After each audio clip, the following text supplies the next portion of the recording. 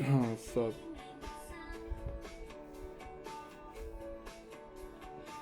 Do another painting. Oh yeah. Whoa.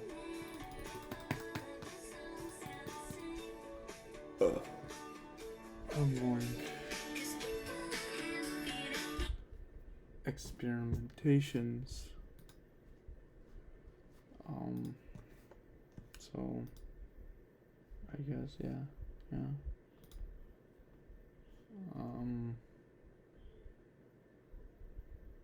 Don't know to.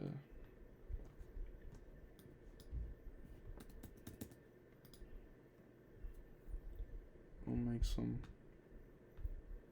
stuff.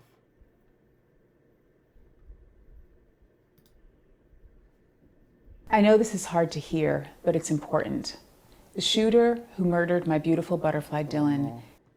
Hi, I'm Terry Davis. I'm the smartest programmer that's ever lived. I was chosen by God to make his temple. I was given divine intellect. Terry A. Davis, also known as King Terry the Terrible or God's Lonely Programmer. The amount of mystery, melancholy, admiration, and disdain held for this name is unlike that of any other internet figure. Some have likened him to the Kanye West of programming, brilliant, but with a career marred by prejudice and mental illness. Others say he is the real-world representation of Rick Sanchez, a genius being hunted down by the federal government for his intelligence. By others still, he is seen as a joke, a lunatic, and a racist, whose work could be accomplished by any programmer with enough time and dedication on their hands, but would ultimately be pointless anyway. Regardless though, his unique combination of intelligence and dedication, as well as his clear mental illness, was able to attract the fascination of millions, for better or worse. In this way, he could be considered an early lolcow, and his story speaks to the perils of those afflicted by psychotic disorders and their presence on the internet exacerbating these problems. Following his death in 2018, and a few viral videos documenting him and his work, there have been few mentions of him, and little has changed from his story. However, within the last few months, there has been a resurgence of chatter about Terry. TikTok posts about him have been getting hundreds of thousands of likes, and most importantly, many in the comments seem to have a very different opinion of him than most had during his life. They declare him as the smartest programmer to ever live, a genius who either suffered from mental illness or was genuinely correct in his conspiracies about the CIA. The Temple OS subreddit, centered around Terry's life's work, remains active to this day, with people making tributes to his work and memorializing his life. This resurgence and its remarkably different tone than that of those who followed his life over 7 years ago is intriguing, and it's not clear what led to people seeing him in this new light. In this video, we will explore the tumultuous life of Terry Davis and the developments of his online presence, both during his life and after it. Let's take a look at God's chosen programmer, Temple OS, and their tragic origins. I am the most important human ever. God's gonna fuck your shit up. CIA's fucking atheists. They won't know what the fuck hit them. Well, it's good to be king.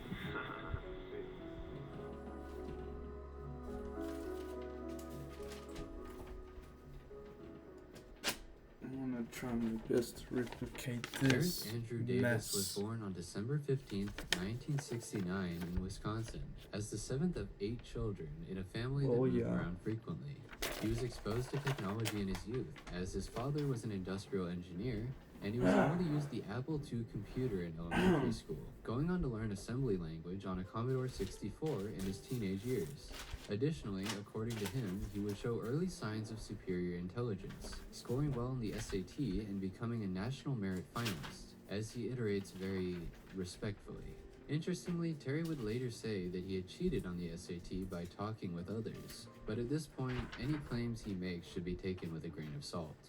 He would go on to earn a master's degree in electrical engineering from Arizona State University in 1994, remarking that it was superior to computer systems engineering because it used, quote, real math, perhaps foreshadowing his ego and his skill with technology. At this time, he was also employed by the company Ticketmaster. Soon afterwards, from 1996 and onwards, Terry's mental illness started to flare up, and he would find himself hospitalized every 6 months or so for recurring manic episodes, initially being diagnosed with bipolar disorder. Though he had been an atheist and someone who believed in the advancement of technology until this point, he claimed to have experienced a revelation from God, being saved and receiving the directive that would guide his life's work from then on, creating God's temple. Interestingly, Terry would describe himself as similar to atheists, but more as an atheist who God has talked to. He would also develop paranoid beliefs about aliens and government agencies, which would persist for the remainder of his life and become a large part of the internet attention surrounding him, especially regarding the CIA. In response to these fears, Terry would drive frantically for hours, eventually dismantling his car in search for tracking devices, before throwing his keys away and walking in the Arizona sun. After being picked up by a police officer, he broke his collarbone attempting to escape. And, fearing the presence of alien artifacts being found on his x-ray, he tried to carjack a truck, at which point he was arrested and finally sent to a mental hospital.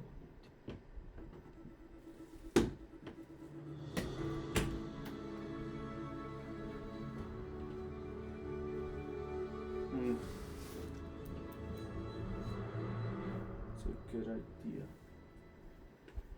Holiday shopping starts at Al's Sporting Goods. $7.99 ski goggles and MIP snow helmets. $20 Reebok jackets. 50% off Look how Coleman much. coolers. And current year Rossignol snowboards $279.99.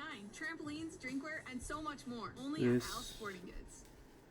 Terry's the diagnosis board was eventually that changed painted from bipolar almost disorder to 200 schizophrenia, paintings. and following these events, he would have fewer of these episodes, So many becoming, layers. in his own words, crazy in a different way. He would also say that he recognized how this religious revelation could be written off as a product of his mental illness, but that it was genuine. In keeping with these religious sentiments, Terry would attempt to give away his possessions and live a nomadic lifestyle. It was the time I was homeless and like I found a songbook. No, it wasn't really like homeless. It was more like give all your money away. You go walk around with fucking homeless and shit. However, he would ultimately end up living with his parents in Las Vegas, receiving disability benefits due to his schizophrenia.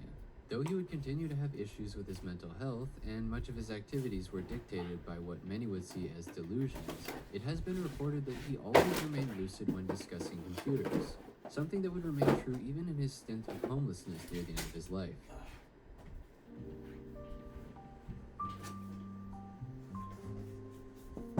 Before jumping to Terry's magnum opus in Temple OS, I'd like to touch a bit more on his apparent racism, the perception of which stems from his Big ass gratuitous bro. use of the N-word, as well as his conspiracies about the Central Intelligence Agency and their efforts to antagonize him, and how these are intertwined. Fundamentally, it seems that Terry's main belief about the CIA is that it is comprised of atheists, and that they mock religion and the ideas of the Bible, as well as make efforts to sabotage his creation of the Third Temple. Fuck your shit up. CIA's an atheist. They won't know what to hit them. That they are so fucking vulnerable. The CIA is fucking atheist. They are fucked.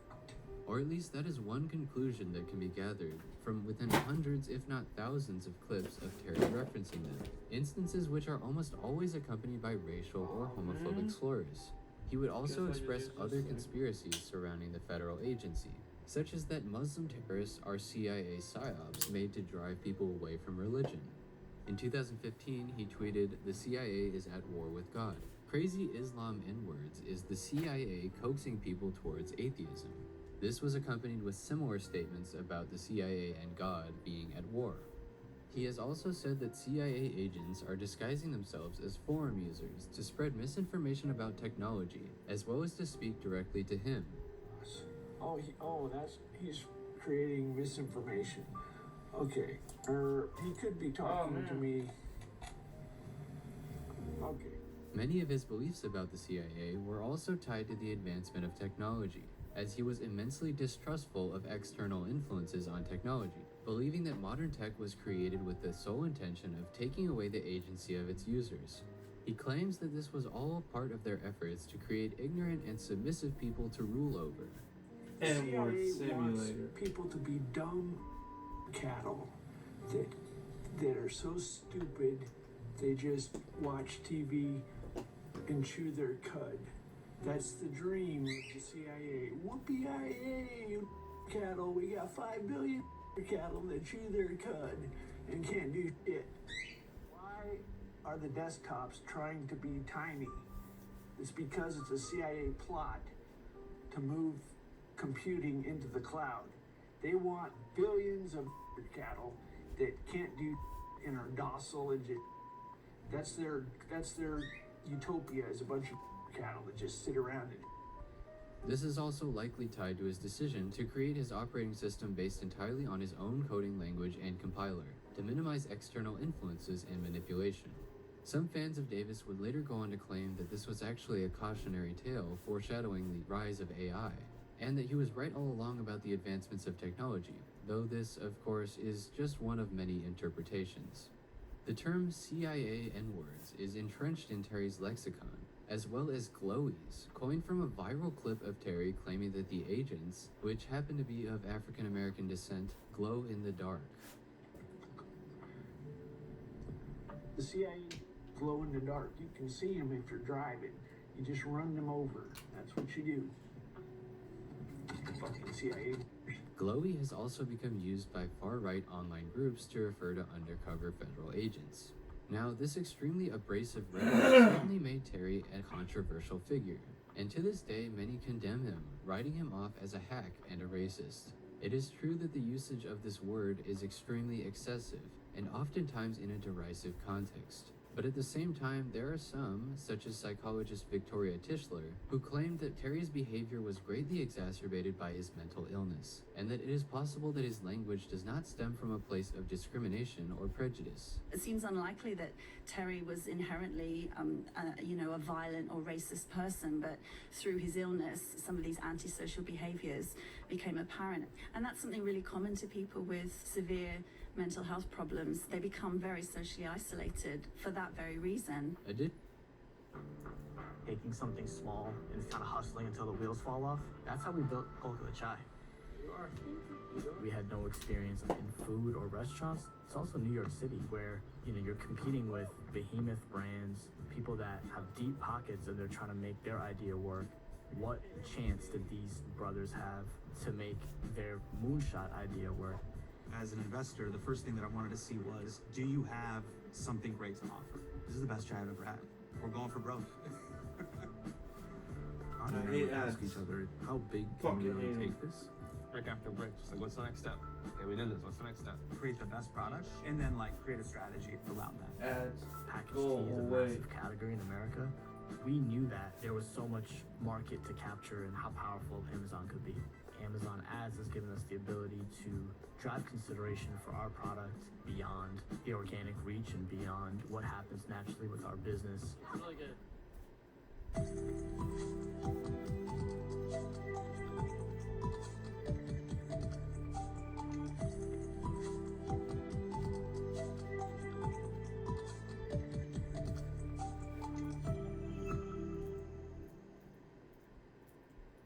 Zach, welcome to MetLife TTX Talks. Thanks so much for having me, Bill. It's so good to be here.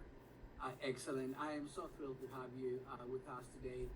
Not only you had an impressive career, I know that you have worked for companies such as Coca-Cola, Stanley, Samsung, but also you became a leader with. Additionally, in an article about Terry entitled Schizophrenia and Genius, author Winston Alden, who claims that his father also suffered from schizophrenia, wrote, "It doesn't take long for the viewer to realize that Davis had latched onto the term CIA N-word to refer to anything that makes him feel paranoid or oppressed, and in true paranoid fashion, he sees plots everywhere. It becomes impossible to ascribe genuine racist or homophobic intent to it. During moments of clarity, he is not so abrasive." Viewing many clips of him online gave me the same impression, that it seemed in manic states Terry would assign this awful label to anyone he saw as dangerous, or just as less intelligent as himself, to the point that it almost lost all meaning. I do have some opinions on actual. Mostly I deal with white people in my day-to-day life. 95% of white people are basically not technical. Just like. But the easiest way to explain it is they're fighting everything. I'm not a racist. I just don't like. What was wrong with the command line? What's wrong with the command line? Why can't I use FTP? I have to use FTPS, some crazy fucking thing. Regardless though, this charitable view was not held by everyone who came across Terry and his story, and this would certainly earn derision and ridicule from those who already wrote off his coding endeavors, further contributing to the opinion that his projects too were the ravings of a madman. Additionally, as we will explore later, Terry's paranoia would become amusing to a certain corner of the internet, who would set out to exacerbate his delusions, as well as create some more of their own. As previously mentioned, Terry also had paranoid beliefs centering around space aliens. He would later describe Temple OS as an alien trading post, connecting Earth to another dimension with which it could trade information. This exchange of cultures was seen as a replacement for bringing goods up to Mars, as Elon Musk said that this would not be economical. You know, Elon Musk was talking about if we had a Mars colony, we wouldn't transfer goods. It wouldn't be economical to transfer goods. So what you could transfer is information.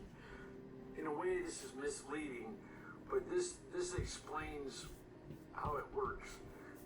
Temple OS is a space alien trading post, and you trade over let's call it a radio to another dimension.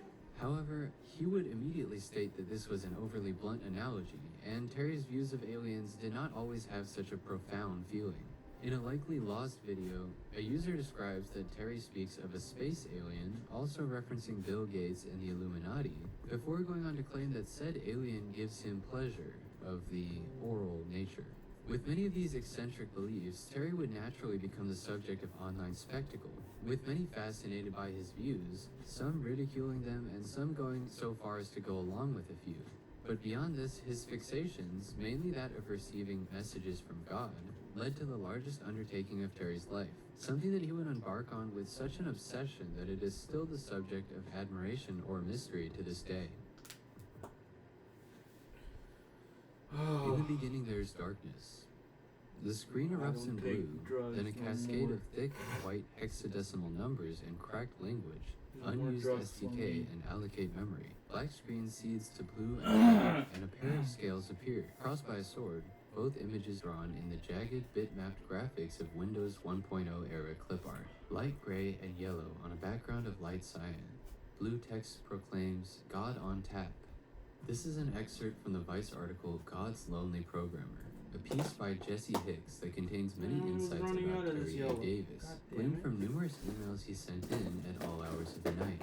It's just one of many examples of the recognition Terry has received for his work, due to its unique and enigmatic nature. Everything from OS News and Hacker News to Reddit and 4chan, and eventually mainstream sources like YouTube and Vice, would take note of this project and its fascinating origins. There are many parts to the story of the development of Temple OS, and many instances of online discourse surrounding it, but ultimately Terry claims that God came to him in a revelation, and chose him to create the successor to the Second Temple in Jerusalem. He also claims that God commanded him to use only 640 by 480 resolution, 16-bit colors, and a single audio voice. He even created his own programming language, known as Holy C, which was seen as in between C and C++. Not only did he create his own language, but his own compiler, and the operating system consisted of over 120,000 lines of code, written all by himself. In the aforementioned Vice article, he detailed how he lived on a sleep schedule of 16 by 2 awake and 8 by 2 sleeping, consumed large amounts of caffeine, and spent the vast majority of his time working on his temple. This has since been compared to a single man building a skyscraper, and is the reason some have hailed Terry as the smartest programmer of all time. To finish the development of his OS, he wrote 121,000 lines of code. A computer engineer compared this accomplishment to a one-man built skyscraper. That's why the statement that he is the smartest programmer that has ever lived might not be exaggerated. He was also able to make entire animations or games with Temple OS, clips of which have become particularly important in the emerging view that he was brilliant beyond comparison. I have Flappy Bird. I wonder why I didn't put this in the games. I think I have the games. I spent about 30 minutes making this game. Though many of these were simply meant to be demonstrations. I refuse to rip off the original, so this is intentionally crappy and included for demonstration purposes. write games, don't play them. The operating system homepage was able to present animations and songs, which Terry called hymns, despite being in text mode, which was seen as very unique. There are animated icons, Yeah. as well as, just general icons on this menu, despite the fact that it is text mode. Yeah. He created a special file format that allows him to insert those things, along with songs and other stuff, into what is essentially just an ASCII file. Huh. And Advil Liquid Gels son más rápidos y más fuertes que los Tylenol Rapid Release Gels. También de Advil, Advil Targeted Relief, el único analgésico tópico con 4 ingredientes poderosos para combatir el dolor que empiezan a actuar al contacto y dura hasta 8 horas. Jessica, what you doing? You are the boss. You're not the entire support team. It's how we'll grow. And Terry had created a self-sufficient system with an unfathomable amount of time and effort, and in his eyes, a way to communicate with God, mainly through random number generators. This is Temple OS. It's a 64-bit PC operating system. It has an Oracle. That's why it's called Temple OS. The main purpose is for doing offerings and of hymns and art and poems and stuff, and then getting a response from God in the Oracle. It is ultimately a way for users to tinker and make their own games, offerings, animations, hymns, or anything else they want in order to make contact with God, and is seen as somewhat of a coder's playground. It should be noted that people far more knowledgeable about programming have taken notice of Temple OS, and the general takeaway from larger personalities seems to be that it is extremely original and unique, though initially a struggle to understand, and that it is a sign of Terry's genuine talent. It makes you wonder, just how talented this guy was before, things happened. It's if nothing else, this demonstrates quite a breadth of skill. Though it is true that since his death, many have come to say how unique and impressive his work was, this was not always the case.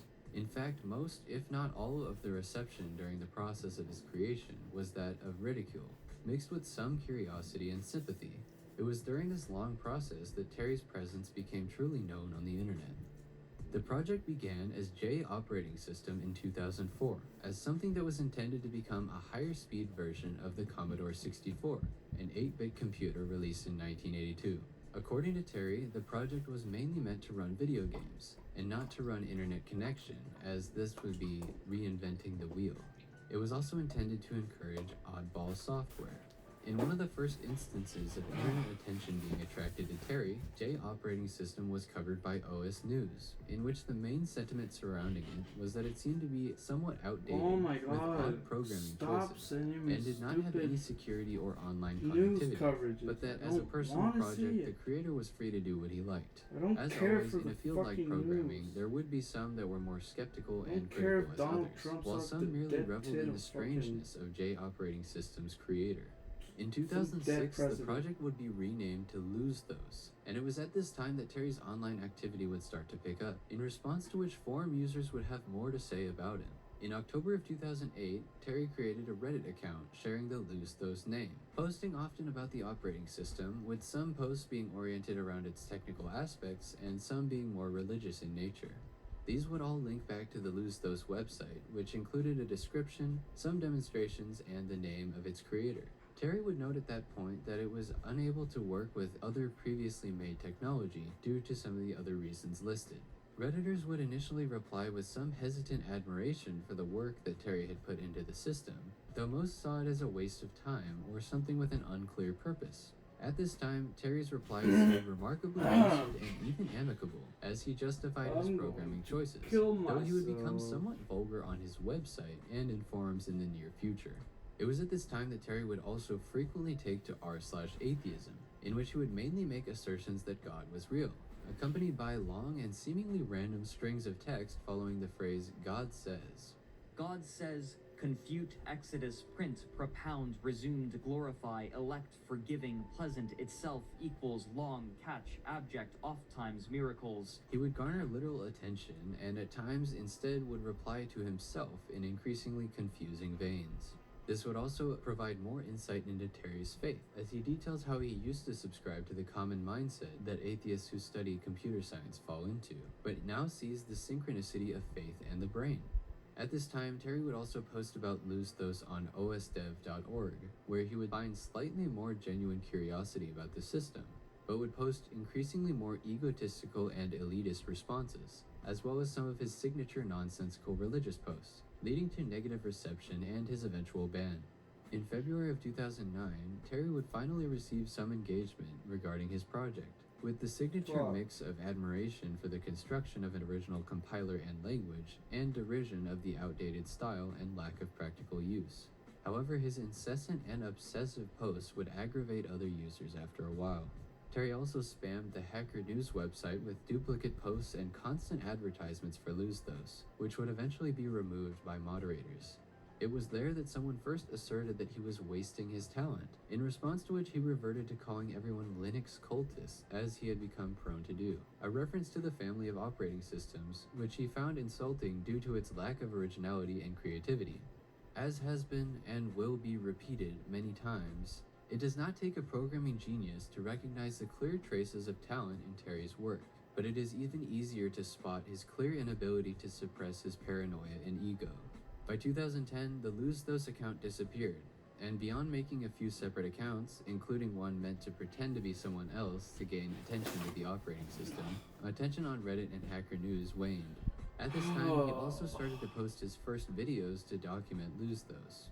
In July of 2011, Luzthos was posted in the Something Awful forums by a user who made some interesting claims about Terry, as well as commented on how the user interface was extremely difficult to navigate. To make his thoughts more clear, he stated that Luzthos was, without a shadow of a doubt, a piece of poo-poo. Terry would post to the forum soon afterwards, but to little sympathy, and he was soon banned there as well.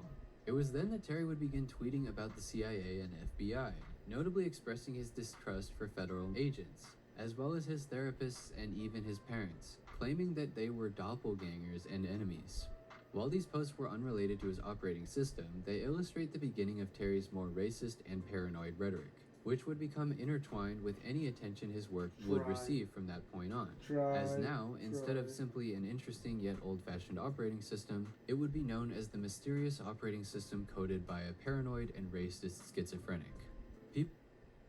El nuevo menú de The SpongeBob Movie Search for SquarePants ha llegado a Burger King. Embarca en una aventura con esos 4 tesoros deliciosos. The SpongeBob Movie, solo en cines el 19 de diciembre. I have time with patients. You're not on this like just churn and burn and burn. You have more opportunities and thought around providing that holistic care, the preventative care, the things that save lives. This is actually part of why I love working in the way that I do, and it's because we can actually have the time to think creatively, put the patient at the front, and then build a system around that.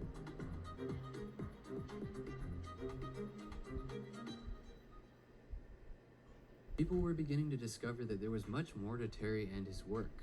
On the website Metafilter, among people discussing his past behavior, Terry would interject, criticizing OSDev, and proceed to argue with other users for 11 hours straight.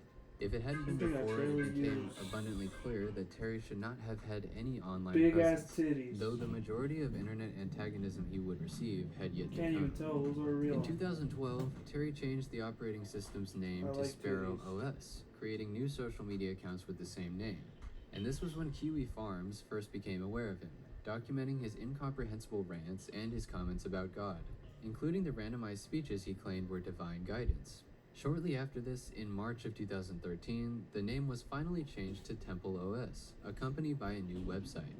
From this time, there is documentation of a game known as After Egypt, which Terry saw as one of the most important, and this clip illustrates his pride in his work as well as the mental state he was in. There's camp, the break camp. The number of people gets randomly bigger or smaller. Anyway, oh, watch this. They'll do golden calf. They all run in a circle. That's from the Bible story. Few clouds. God was a cloud. I was gonna have it lead them around or something. a woman commits adultery to a child. Ooh, punish. Okay, so A child commits adultery to a child. Really punish. I barely want to talk. A child Here, so commits adultery. Really very punish. successful at this Okay, so if you map, they wandered 40 years in the desert. So this must be what they did. They wanted meat, and God gave them meat, and they got sick and died. Anyway, this really works. If you talk to God, He'll talk to you. So if you do an offering, He'll talk. The game had no clear objective or ending, and Terry expressed that it was to be used as an oracle, and that you get out of prayer what you put in. This also illustrates Terry's intention for Temple OS to be a way for people to communicate with God and make religious offerings. In September, Terry started to document his rants on the new Temple OS website, in which he expressed his status as the self-proclaimed best programmer on the planet, and that he had been chosen by God to receive divine intellect and create the third temple. Specifically, he backs this up with the accomplishment of having written his own compiler. This is a sentiment he would continue to express for the rest of his life, and that many of those who followed his story began to agree with, mainly after his death. On October 3rd of 2013, he started uploading videos of Temple OS, starting with hymns created through random number generators that converted numbers to musical notes.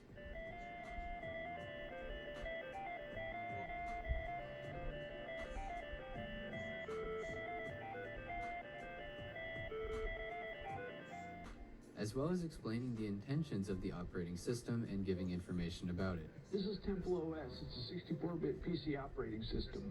It has an oracle. That's why it's called Temple OS.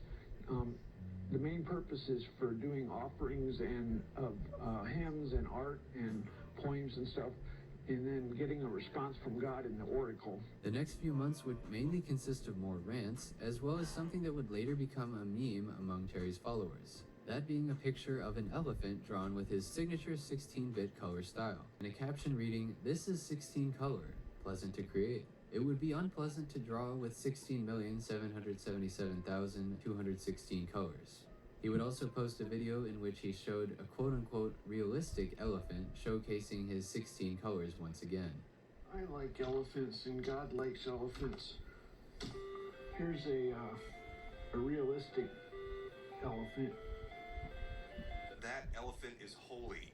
Blessed be his name. Amen. Along with the Shut Up Bird meme originating from Terry's cockatiels singing during his videos, as well as I Don't Trust That Fish. This is the fish. Shut up, bird. Let's make the fish bigger. We're gonna make the fish bigger. Uh-oh. Let's make the mountains yellow. Okay, let's get rid of the fish. Let's make the fish small again. I don't trust that fish. It would remain one of the things consistently mentioned in posts about Terry, usually in an endearing way. It was at this point that some online news articles would be released about Temple OS, including one from Tech Republic, which stated, "Temple OS is a testament to the dedication and passion of one man displaying his technological prowess. It doesn't need to be anything more." This is perhaps the first mention of Terry's work that does not imply that Terry was wasting his talent, or that if not for his mental illness, he would have been able to achieve much more. On that note, though, it might also be the last. It was at this point that Terry would go on to post over 100 videos directed at Larry Page, who was at the time the CEO of Google, illustrating what were perhaps delusions of grandeur regarding the fame or importance of Temple OS. Along with these videos, many clips illustrating the image Terry has ultimately cultivated for himself would be posted, including him claiming that CIA agents know about and are after him personally, and that he is better than the Pope because the Pope does not know what a compiler is. Pope says he has a holy kernel. I don't know. Did he talk to God in the temple, in God's official? I am Solomon's successor. You're just a pope. And I fucking wrote an operating system with compiler. Don't even know what a compiler is. Look Looking for a luxury mattress but want to stay within budget? At Ashley's Black Friday event, get 0% interest financing for 72 months. That means you can get this Tempur-Pedic mattress for just $31 a month. Don't miss out. Check out Ashley's Black Friday deals today. Ah.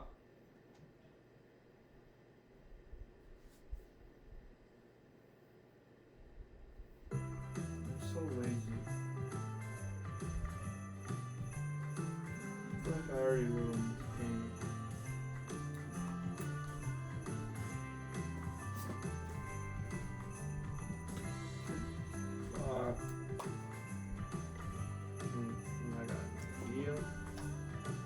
I got an idea. Go fuck yourself.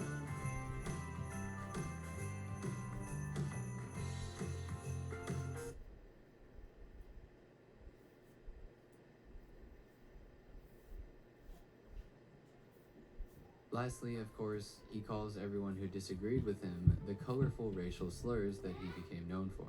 Terry would continue to post videos to YouTube, uploading many of his thoughts or Temple OS demonstrations, revealing more details of his life and contributing to his growing popularity. This is when the aforementioned Vice article containing details from his many emails was released. The article contained much of the prior information listed regarding the development of his mental illness and eventual diagnosis, though it should be noted that this information was largely not verified in any formal way. In 2015, Terry began posting webcam videos branded as sermons and declared himself high priest, claiming that his main job was to make continual offerings to God. So, I'm high priest of God's temple. I do offerings 24/7, and I am in charge of the 100,000 lines of code. And in the Bible, the high priest did offerings 24/7. My job is to entertain God. Many clips of Terry's demonstrations, or of him using the rhetoric he became known for, came from this time period, and it was at this time that Terry was solidified as an internet figure and a bona fide mystery, where the dominoes that would eventually result in the end of his life began to fall.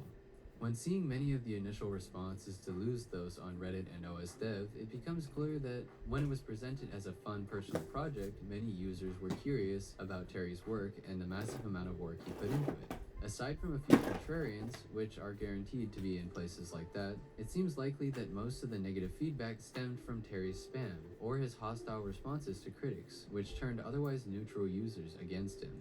In the Kiwi Farms archive of a thread on Terry, a fairly neutral description can be found of Terry's project. If anything, Temple OS is a half-decent experimental OS. Sure, it's definitely not usable for day-to-day usage, and the 640 by 480 screen resolution does not help it one bit, but it does feature unique features such as a C interpreter and how it handles ASCII.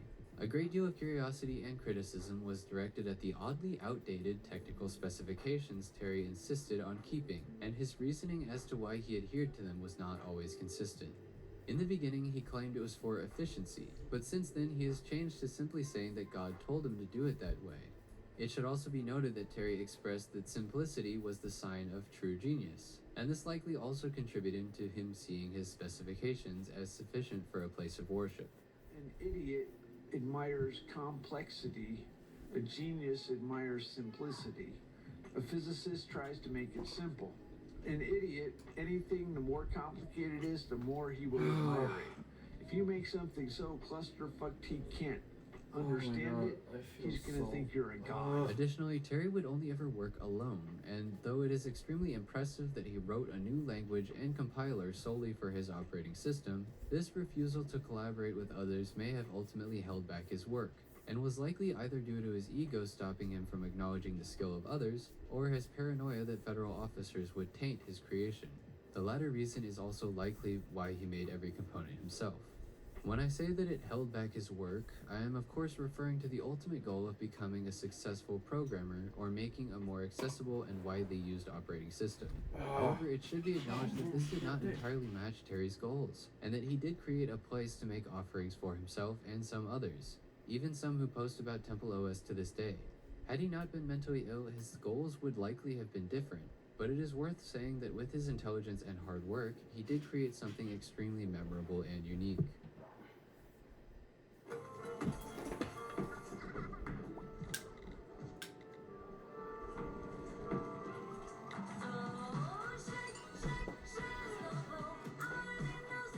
Get 3 months free of Amazon Music Unlimited. Come on.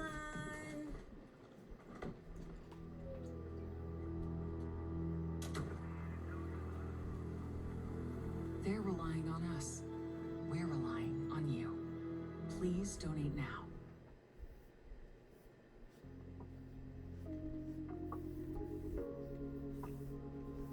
In November of 2015, Terry would make more drastic posts on his website, including an update titled "Why the CIA Must Surrender to the IRA," an extremely abrasive and paranoid rant about Barack Obama and the CIA conspiring against religion and the country, as well as obfuscating the computer industry. He stated, "Obama and the atheist CIA wake each day and ask, how can we fuck God today? I know, we'll make nuns perform abortions. We'll make homos dance naked in Russian churches in front of old church ladies. Isn't that hilarious? We'll make God hated, just for pedophiles and crazy insane sand N-words. We'll drink fetus soup with the Queen and celebrate the end of births. We'll bring in Mexicans to ensure democratic votes. The USA will be a slum like Mexico, but I don't care." Among these and other political or racial remarks were claims that the CIA aims to consolidate all technology into a cloud so that they can control it.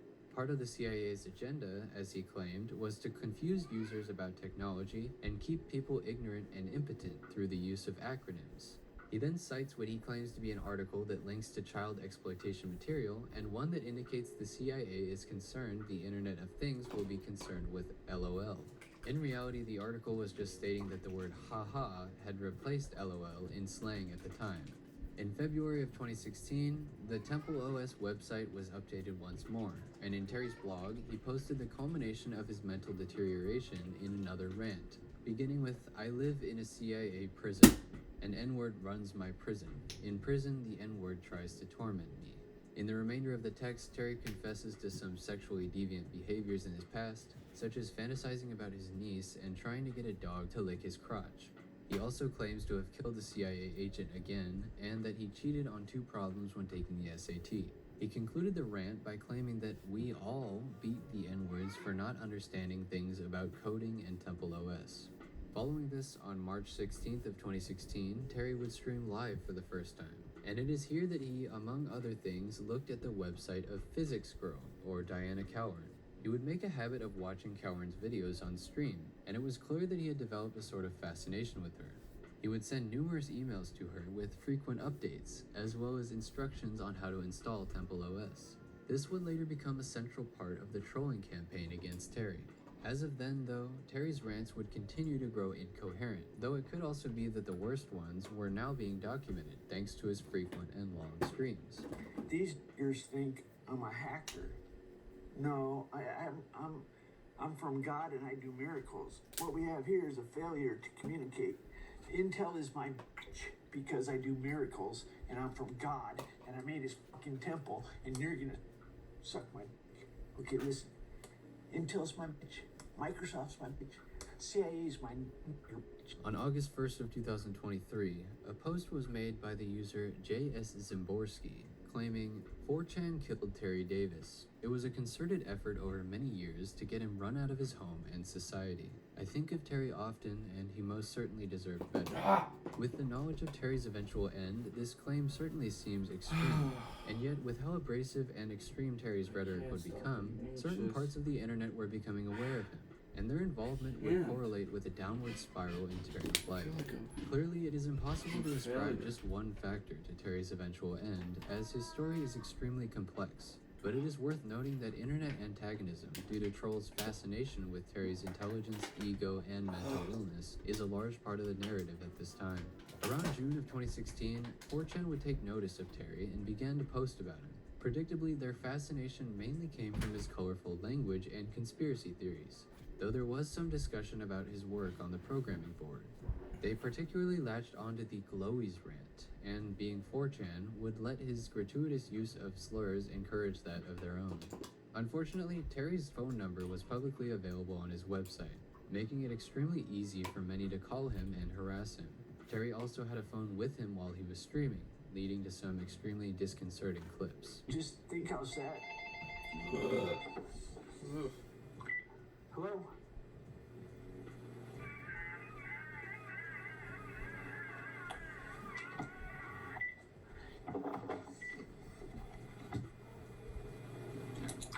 So let it be right then. So let it be done. Though it's not certain who placed that call, as some still claim it was the CIA attempting to rattle Terry, it's most likely it was a 4chan user playing a prank on this schizophrenic man. Not every call was as unsettling, though the setup contributed to the harassment Terry received. However, one of the more severe methods of trolling came when trolls began to pretend to be Diana Cowan, communicating with Terry via email, which he sometimes showed on stream.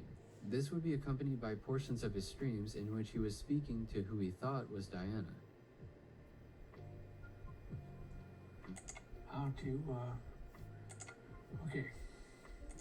Terry was aware of those who were discussing him on 4chan, as he was aware of essentially any mention of Temple OS online, but he would evidently begin trusting in this imposter regardless, either because of his infatuation with Diana blinding him, or his compromised mental state. Going into 2017, Terry's rants would continue to draw more attention from 4chan users, further worsening the morbid fascination and harassment around him. Frog march, all the fucking years at the edge of a bayonet back into fucking Africa, and then fucking Obama and Powell can have their glorious fucking utopia. Temperatures are dropping outside, but Circle B Irrigation is cranking up the heat. Milwaukee's backed the truck up. We've got a ton of product in our warehouse. We've got Milwaukee deals that include free batteries. We've got deals on just about anything Milwaukee. Whatever it's going to be, Milwaukee's got it on sale this holiday season. We're also doing a giveaway for every $100 you spend inside the store from now until December 13th. So come in for your chance to win. This mower, I got the bouncy seat on it too. 2025 Escobar Excite mower. It's Greenworks motorcycle right here, and it is wicked fast. We're giving it away. Every $100 you spend, you get entered in to win this bike I'm riding on right now. We got TV, we got Milwaukee tools we're giving away. Come in and get it at Circle B Irrigation, your irrigation destination.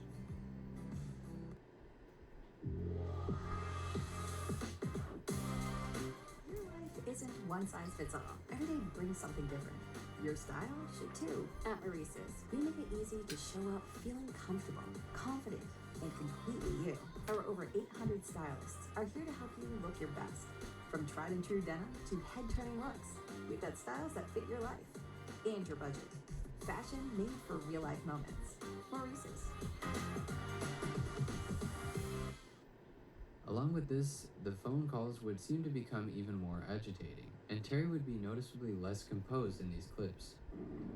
No, they see me talking with God, and they say, how is he hacking us? That's their, listening, the first, listening, the first listening fucking. At this point, Terry would make a speech that is still circulating to this day, expressing his philosophy based on his bird.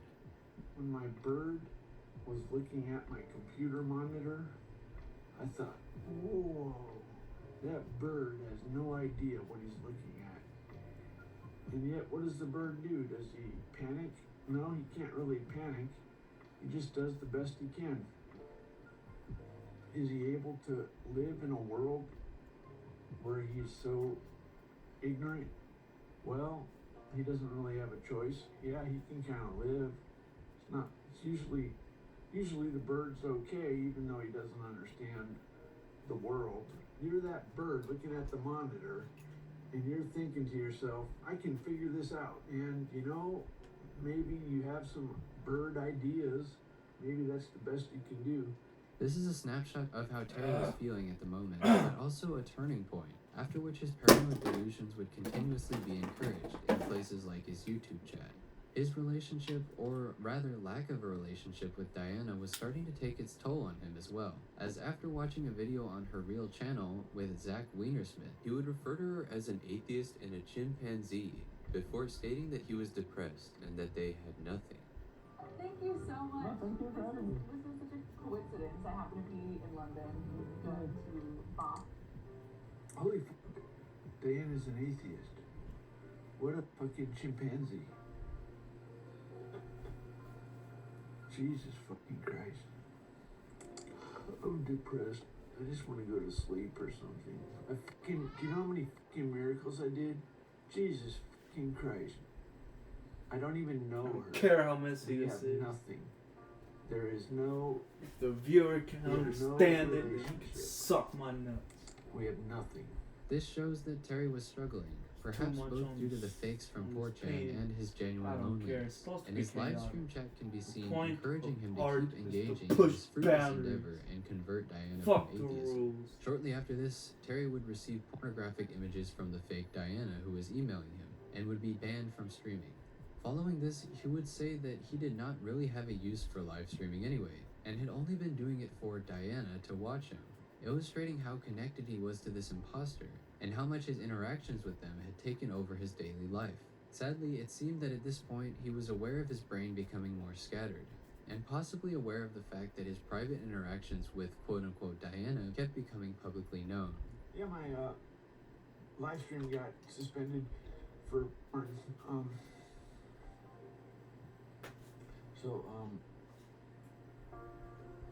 I mostly did that for Diana to watch the live stream. I don't really have a use for live stream. What? I can blog. You know, if I write in private, then it like finds its way into the global consciousness, and in order to keep my brain from getting confused, I should write in private, because that way the causality is more obvious. If I write and then post on the internet, then I might think I'm doing it that way. But if I write in private and it ends up on the internet, then we know something. Amidst futile struggles to stream, Terry would post vlogs, recording himself talking, dancing or singing, and drumming to music. He would also post what he called paladin walks, in which he walked around and occasionally sat down to read. While it was likely healthy for him to get some exercise, he could not stay on the same train of thought, and would refer to himself in the third person and talk in a paranoid manner. Play a song. Play a song. Probably a bad song. Mr. Possibly skip up to 2 months. Call Man Mortgage now at 702-850-2000. However, there were still sparks of awareness, and he would at times recognize his unhealthy thoughts and stop himself. What are you looking at? Car? Fucking car and shit. What? Okay, you look like a fool, don't you? Chill out. He also developed a habit of using the phrase stack overflow to refer to when his brain was becoming overloaded and he was having trouble thinking. Stack overflow and shit. Fucking stack overflow. For welders who demand more, Vulcan delivers. With advanced inverter technology, high duty cycles, and precise arc control, Vulcan welders are engineered for serious performance. Complete your setup with a full range of premium accessories and consumables, all built to work as hard as you do. Vulcan, where professional power meets unbeatable value. Only at Harbor Freight. Fucking.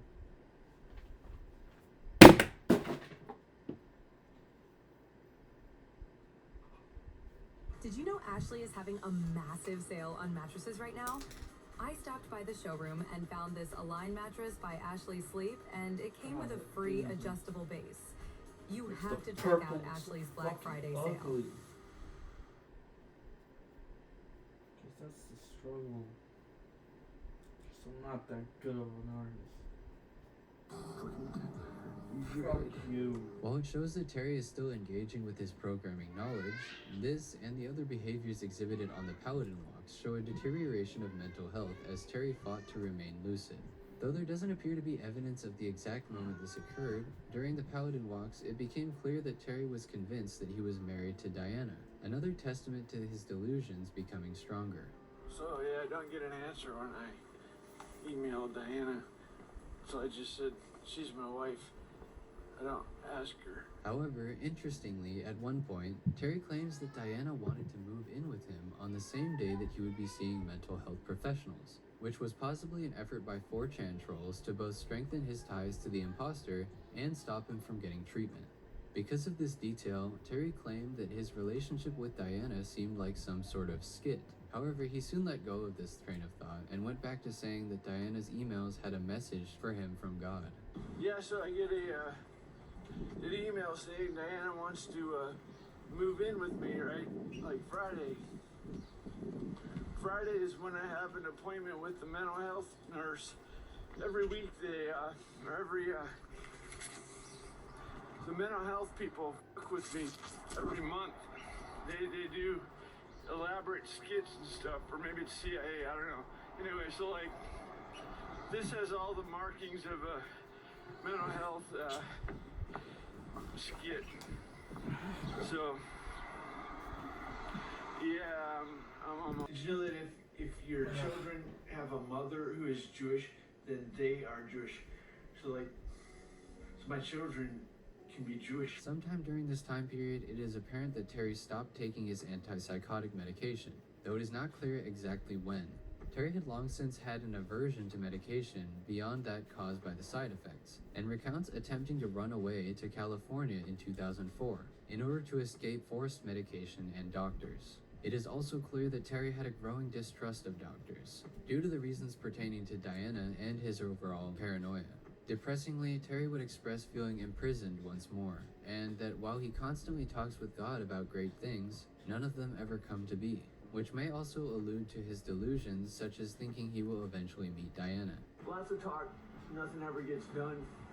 I seem to be in some kind of prison, but God responds. It's pretty glorious, you know. I don't know. So, if Prince Harry wanted to, how do I put this? Spend all day in glorious things that never come to be with God talking. This trapped feeling did not bode well for Terry, and illustrates his frustration with his life's monotony. He also attributes the lack of eventfulness in his life to doctors, claiming that the people around him are planted by doctors and CIA agents. There's like this hot blonde woman with a shopping cart. Obviously this is not reality. It's what happens is there's like doctors, right? And they're like, I don't know, the doctors like put that person there, right? It's not clear. It's like you couldn't go over and fuck her or something. It's kind of like it's not clear. So what are they trying to do? You know, what's the point of this, Mr. Doctor? This paranoia, combined with his lack of medication and the prior disagreements they had, culminated in a loud argument between Terry and his parents, as he said horrible things to them before becoming lucid afterwards and evidently struggling to regain control. Okay, so like friends, Romans, countrymen, shut up. Okay, so this vile woman arose out of the swamp. Shut up a second. Hold on. I have balls. This woman insulted me. This woman insulted me. Called me no balls. That dog is getting raped. You, the dog is getting raped. By who? The righteous monster of fucking Area 51.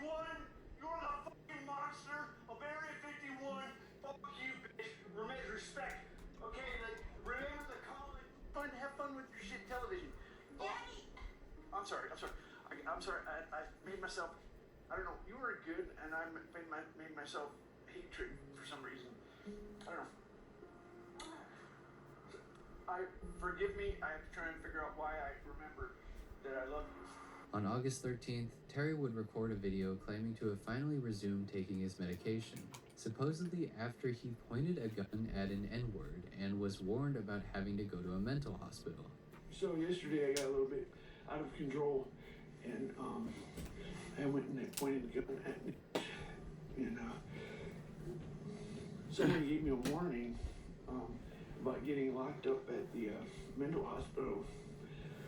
So I thought about that, and so I came home, and then late last night I decided to, as crazy as it sounds, maybe you ought to take your meds. So the meds are really awful. They make you impotent. And then I just realized the other thing they do is they give you a horrible, diabetic headache. Instant happiness is here at Rent-A-Center.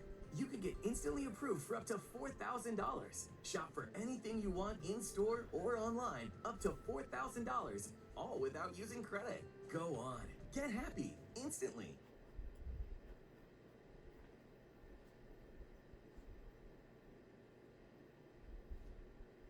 Whenever heartburn strikes, get fast relief with Tums. Terry also received a drum set, paid for by a fundraiser started by interested internet users after they saw his passion for music. This is perhaps one of the only positive examples of the internet's effects on Terry's life, and would soon be overshadowed by a period of turmoil and suffering, arguably also as a result of the online sphere following him. After Terry posted a video giving an update on his drum set, he would not upload for around 3 weeks. He would return on September 14th, 2017, claiming that the van he appeared in was his new home. I'm at home in my van. This is my new home. I need a pillow. This is because, according to the Arrest Nexus archive, on August 25th, Terry was arrested for battery and domestic violence. The charge was apparently related to him assaulting his father. In an update to the Temple OS website, Terry wrote, "I got kicked out of my parents' house. I got in a fight with my dad, went to jail, then mental hospital. I'm adapting to being homeless. Hope to get a car to live in, but no loan yet." Some have speculated that Terry was kicked out for refusing to take his meds, though it was possible that it was due to his altercation with his father and constantly filming inside the house, or some combination of the three. Though he may have been a danger to them, the most tragic part of the story is Terry losing his only support network, and being forced to live on the streets, he would soon find himself in trouble. Terry had begun increasingly recording videos of a pornographic nature, likely for Diana's benefit, which he had done a few times before, but the rate increased greatly as he became homeless. Just 6 days after his return, Terry would again be arrested, this time for public lewdness, for what is believed to be urinating in his van. During this time, Terry would stream from the van and work on Temple OS while asking for donations to support him. He would call those that donated children, and himself a king in training who has cost many dear resources. I'm living off of the donations of children. So Terry also expressed that, after he stays in Las Vegas long enough to get his van registered, he may attempt to find and meet Diana Cowan. I gotta stay in Vegas like 7 days to get my car registration. Then maybe I'll go to San Diego. Actually try and meet Danny Coward. Something that thankfully would not come to fruition. By October, a wanted poster had been released for Terry as he had failed to meet his court date, and on November 6th, he was supposedly arrested in Pahrump, Nevada. Interestingly, the message board 8chan would raise enough money to pay Terry's bail. Terry was back on the streets later that month, with an arraignment scheduled for January 18th, 2018. The remainder of the year held several important or otherwise interesting notes, which will be listed in succession now. Early November, Terry claims to have adjusted to homeless life and that he knows all the spots to get what he needs, but he expresses that he still doesn't understand why Diana has not come to be with him. Just seems to, I have figured out how to live really well. I figured out all the spots and everything. So like, you're the wife, yeah, in theory you would be in charge of the groceries, but like we don't part company. We only got one van. We live in the van. This is actually the center of the universe. I know you don't understand that. I don't know why you're not over here. But anyway, November 30th, Terry proposes that an Amy from the space program comes to live with him in his van, not mentioning Diana at all. He also compares his van to a space capsule. Hi, Amy. I'm Terry Davis. I emailed you, I don't know, several months ago, and I like the space program. And like, anyway, so here's the deal. I got a proposition for you. How would you like to see if you're the right stuff? Like, there's like, I'm king, right? I pulled the sword from the stone. And like, the queen has to be the one who shows up at this van and like takes a chance living in my little space capsule. Early December, Terry refers to his schizophrenia years as being behind him and states that now he sees reality more clearly. He also expresses concerns that he is not receiving enough donations to live on. In my schizophrenia years, I didn't understand reality. I wasn't dealing with it well. Now I've gotten used to reality. I don't understand it. Life is pretty good. At the moment, the only concern is getting donations. I pretty much need to get 1,000 donations a month, and I'm not getting them. December 12th, Terry's speech has deteriorated considerably as he sits in his van and demands that Diana Cowan come and be with him, referencing again how she likes black men and asking her to have children with him. He is extremely incoherent and repeats each phrase several times. I'm not one of the misogynist thingies, you know, like, Diana, I made it very clear. Diana Cowan, you're my queen. Get your little pussy over to my van. Like, I'm like in Goodyear, Arizona, like hanging out at the Circle K right now. And like, I live at Strait Park. And like, it's very clear. I'm not one of those misogynists. Get your pussy over, get on my cock. And like, you had the babies. I love you, I love you, I love you. You party with the most excellent person on earth. Like, clearly, I don't know what your fucking confusion is. She's like, I want to party with the niggers because they got the big cock. So he's like, okay, whatever, man. I ain't one of them misogynist things. But like, so I get your pussy over here, be my queen. By the time January came around, Terry did not show for his arraignment and would stop posting videos altogether after releasing several rants in a new location. Turning hiding spots into honeyholes. Since 1957. At Lowrance, we make more than marine electronics. We make fishing. Jersey Mike's freshly slices it right in front of you. You can't fake that. You can fake my outfit. You can fake these haunches. You just can't fake a freshly sliced Jersey sub. Made the authentic Jersey way since 1956. It's a Jersey Mike's thing.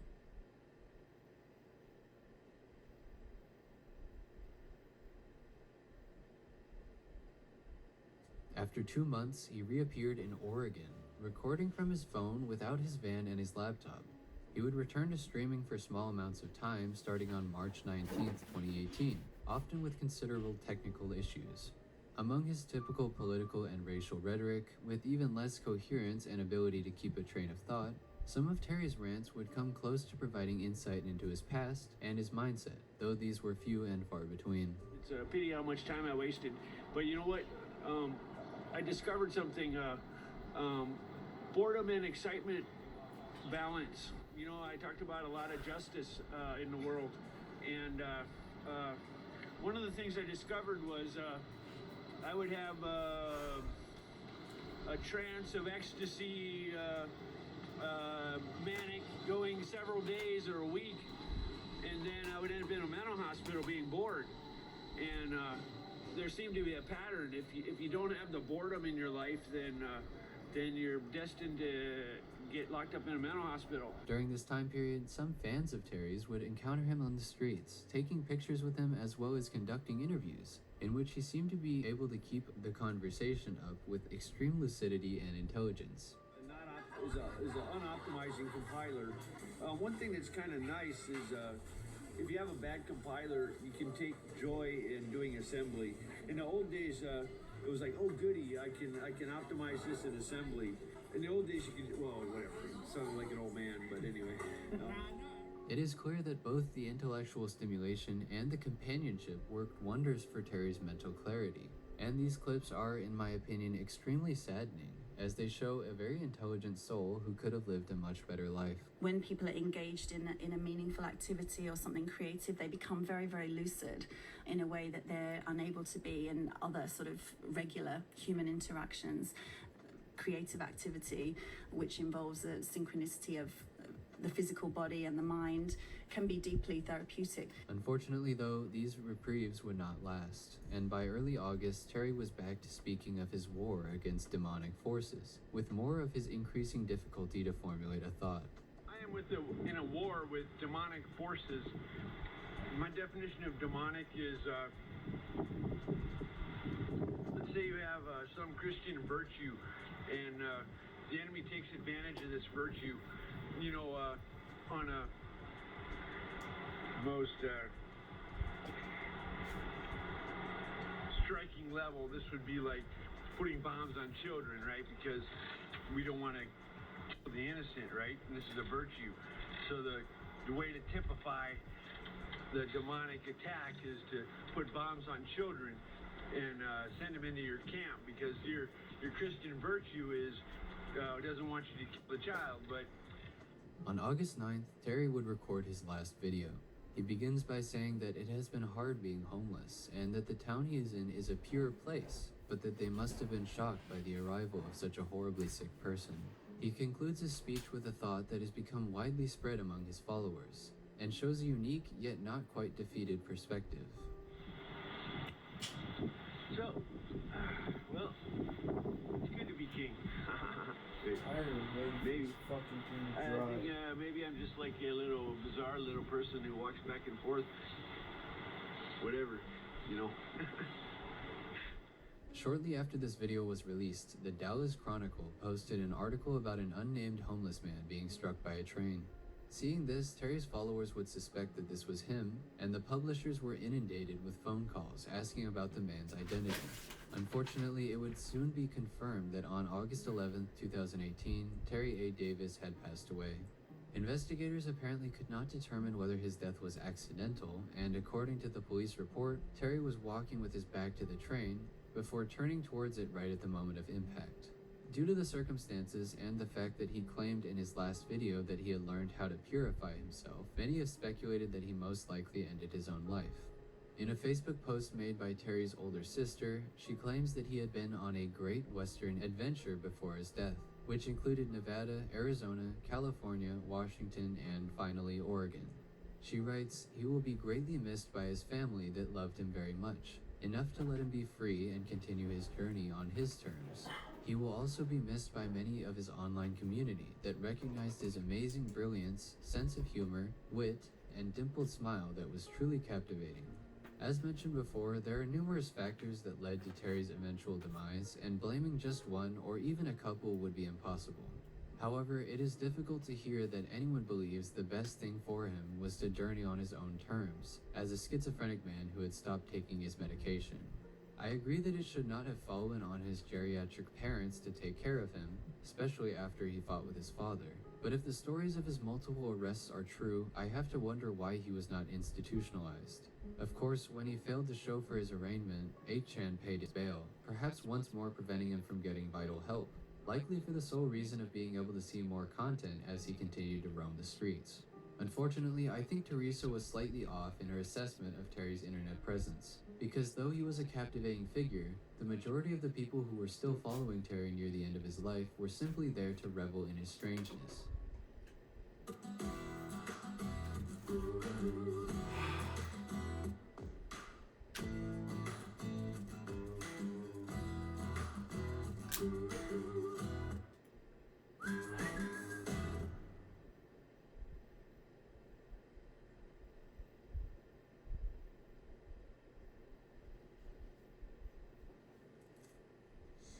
With Ashley's next-gen Nubella Performance fabric, you can relax. These pieces are easy to clean, and some styles feature machine-washable covers.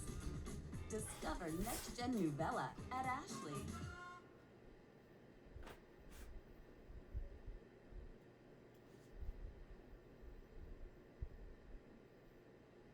In a 4chan post archived shortly after Terry's death, a user expresses his frustration that Terry did not end up raping and killing Diana, and instead only ended up fapping and killing himself.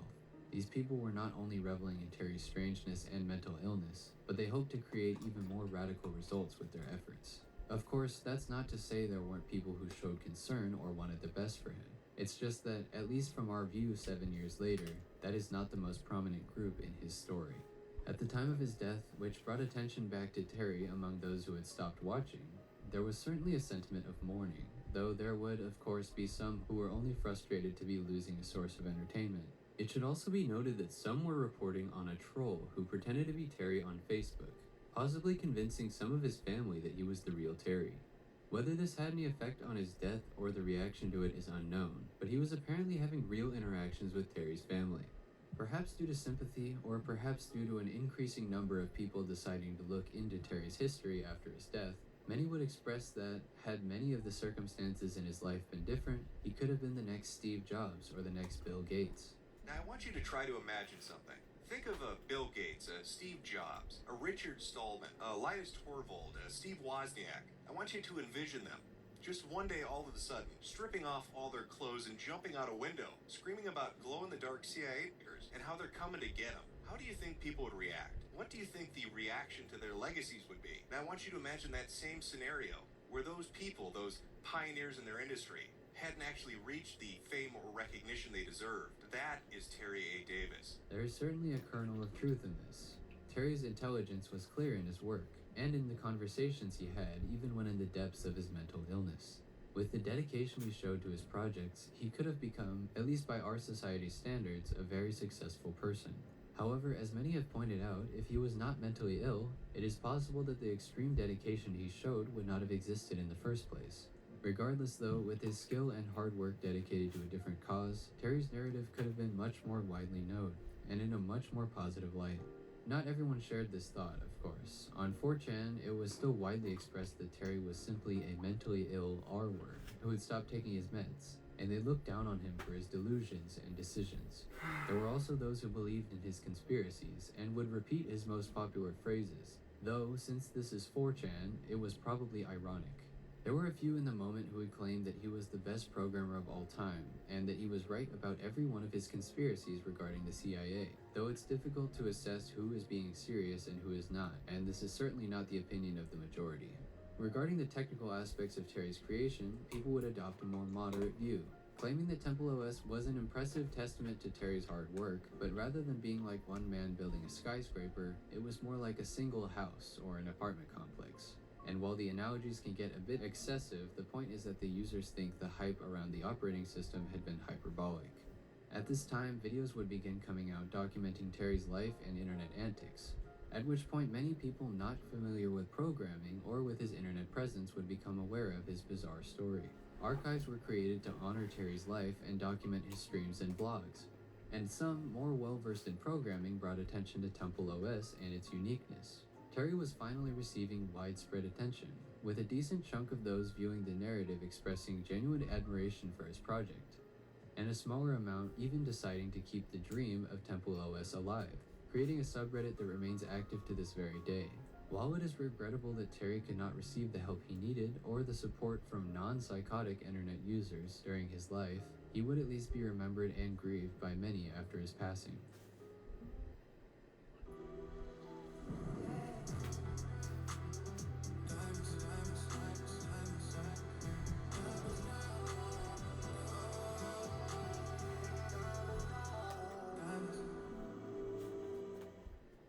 At Les Schwab, we know the road has a way of bringing us back to the people and places that matter most. That's why we built the Reputation 2, our most comfortable, quiet, and dependable all-season tire yet. Exclusively designed by Les Schwab, it's road trip ready and made for the moments that reconnect us, whether they're 5 minutes away or 5 hours out. Because at Les Schwab, comfort isn't a luxury, it's the standard. Get more from Les. Book your appointment today at leschwab.com.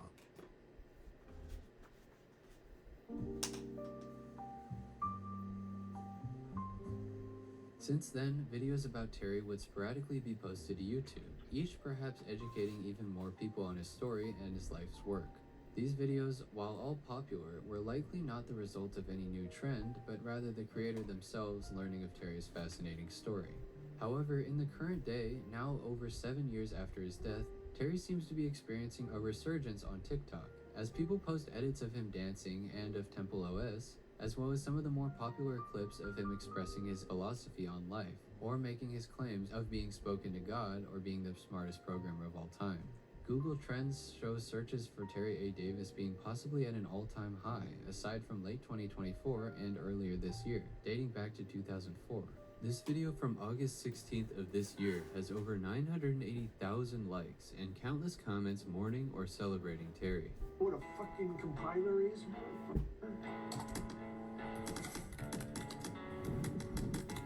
One from the previous month received over 150,000 likes. People are becoming more aware of him in the scope of the current internet culture. I'm Terry Davis. I'm the smartest programmer that's ever lived. I was chosen by God to make his temple. Side note, the main joke of that video was making fun of how a schizophrenic man spoke and showing shots of a train approaching. Regardless though, people are now taking note of Terry, seemingly out of nowhere. Just as interesting as the increasing amount of posts surfacing about Terry is the apparent shift in opinion on him. If you peruse any of these posts, they will be filled with comments saying that Terry is indeed the smartest programmer of all time, with no small amount of them also claiming that the CIA was indeed after him. The development of this new narrative can be traced back to a video from a year ago that garnered almost 700,000 views, claiming that Temple OS was the equivalent to one man building a skyscraper and essentially endowing him with that title. Additionally, as has been discussed in some threads after Terry's passing, this could also be due to a large amount of people who were not familiar with programming delving into the rabbit hole that is his life, and either taking Terry's own word for it that he was the smartest, or hearing the sheer amount of work put into Temple OS and not being able to comprehend its scale. As somebody who is in no way knowledgeable about coding, it is difficult for me to determine what the reality is regarding Terry's true intelligence and skill. While I believe that he may be overhyped, it is understandable why some people would stumble upon this enigmatic figure and ascribe some mythical or divine intelligence to him. And it is equally easy to speculate on this due to the fact that we will never be able to see Terry's true potential. Regardless of the reason, though, there is truly a resurgence of Terry fans crusading against those who denounce his skill, outnumbering them in comment sections to the point that any naysayers start to appear as poorly manufactured rage bait rather than genuine comments. Seeing this community and how people revere him, I would not be able to blame anyone for coming to the conclusion that Terry was indeed a genius. Another sentiment is beginning to appear among these posts, though admittedly one whose roots are much easier to identify, and that is the sentiment that Terry should not be pitied or revered, or in some cases grieved at all, due to the fact that he was a racist. While there were always those who had a problem with Terry's rhetoric, many of the posts about him will now have several people condemning him for his use of the N-word and branding him as an irredeemable racist. This is less of a mysterious development, and it almost certainly comes from the fact that the discussion is being held on TikTok and not on 4chan. It is easy to see a few clips of Terry and write him off as a hateful person, but this is an extremely surface level view, similar to one watching a few clips and coming to the conclusion that Terry was the smartest programmer to ever live. If one is to take any amount of time to really research Terry, or in my case sit through hours of listening to the man talk, it is clear that he was a tortured and mentally ill soul who was in desperate need of help, and that the vast majority, if not all, of the times he relied on this severe language were caused by, or at least exacerbated by, his antisocial behavior due to a psychotic disorder. Terry was not mentally fit or well, and was plagued by constant paranoia and oftentimes unable to string together a thought for longer than a few sentences. His rhetoric was morally reprehensible, but in the opinion of some who either know psychology or know his story, it was more indicative of a cry for help than a genuine discriminatory idea. The third development is the appearance of those who seem to believe at least some aspects of Terry's conspiracies. As was previously stated, many on 4chan would repeat his remarks about the CIA and black people, though this was most likely ironic and born from the fascination of Terry's extreme language.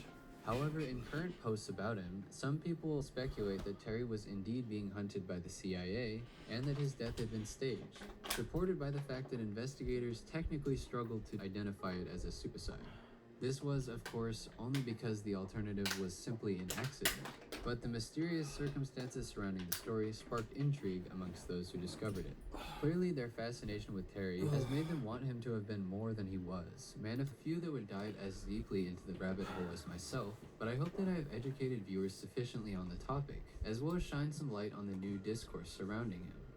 I would also like to explore a few more things, namely the failure of those who have mental illnesses, which above all else is probably the most salient lesson from this tale.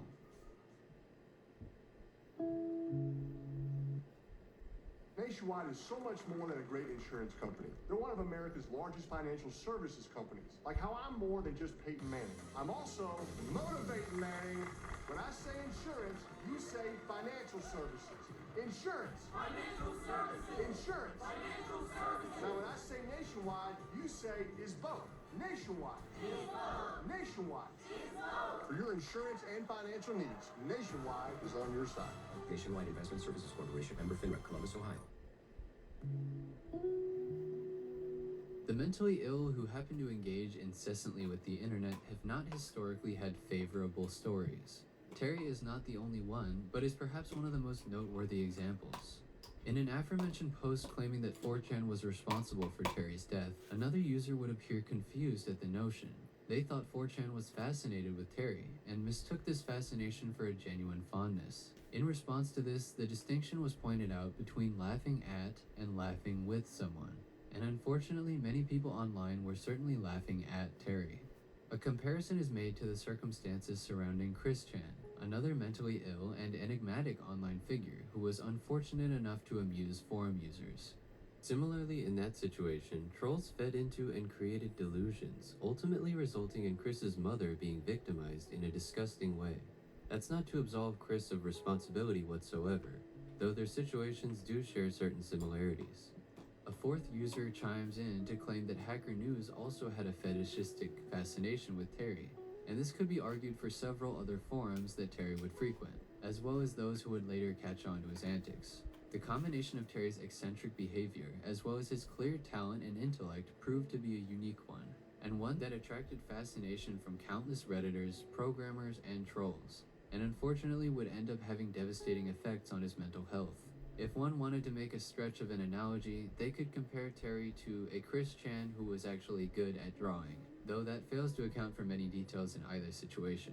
This comparison has not eluded some members of 4chan, and he has been referred to as the CWC of G, referencing the programming board.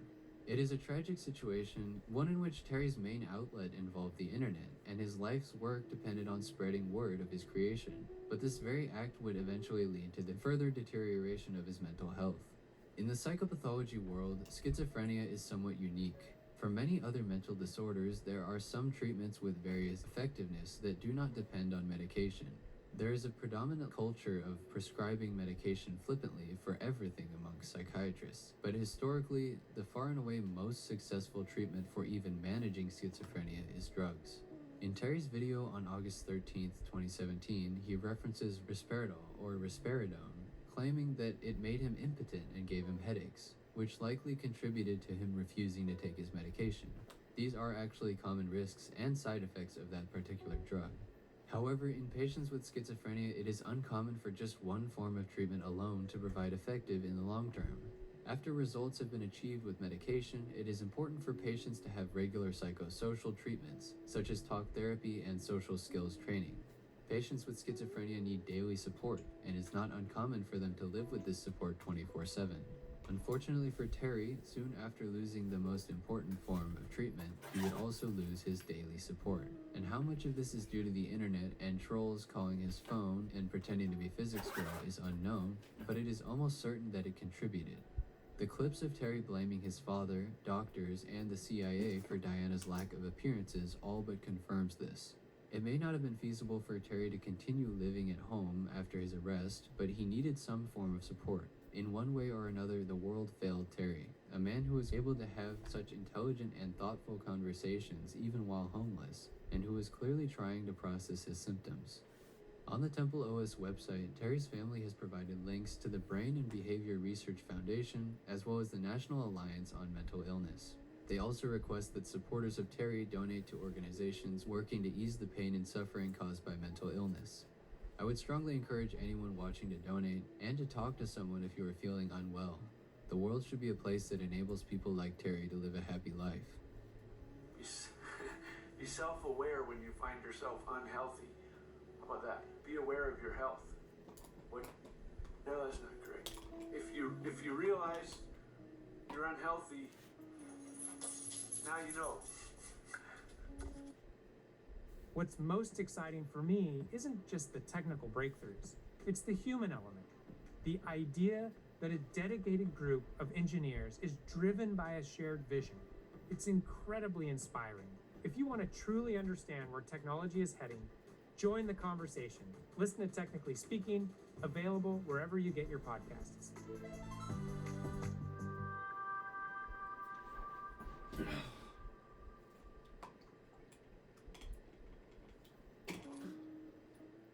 Terry is buried at the Bunkers Memory Garden Cemetery in Las Vegas.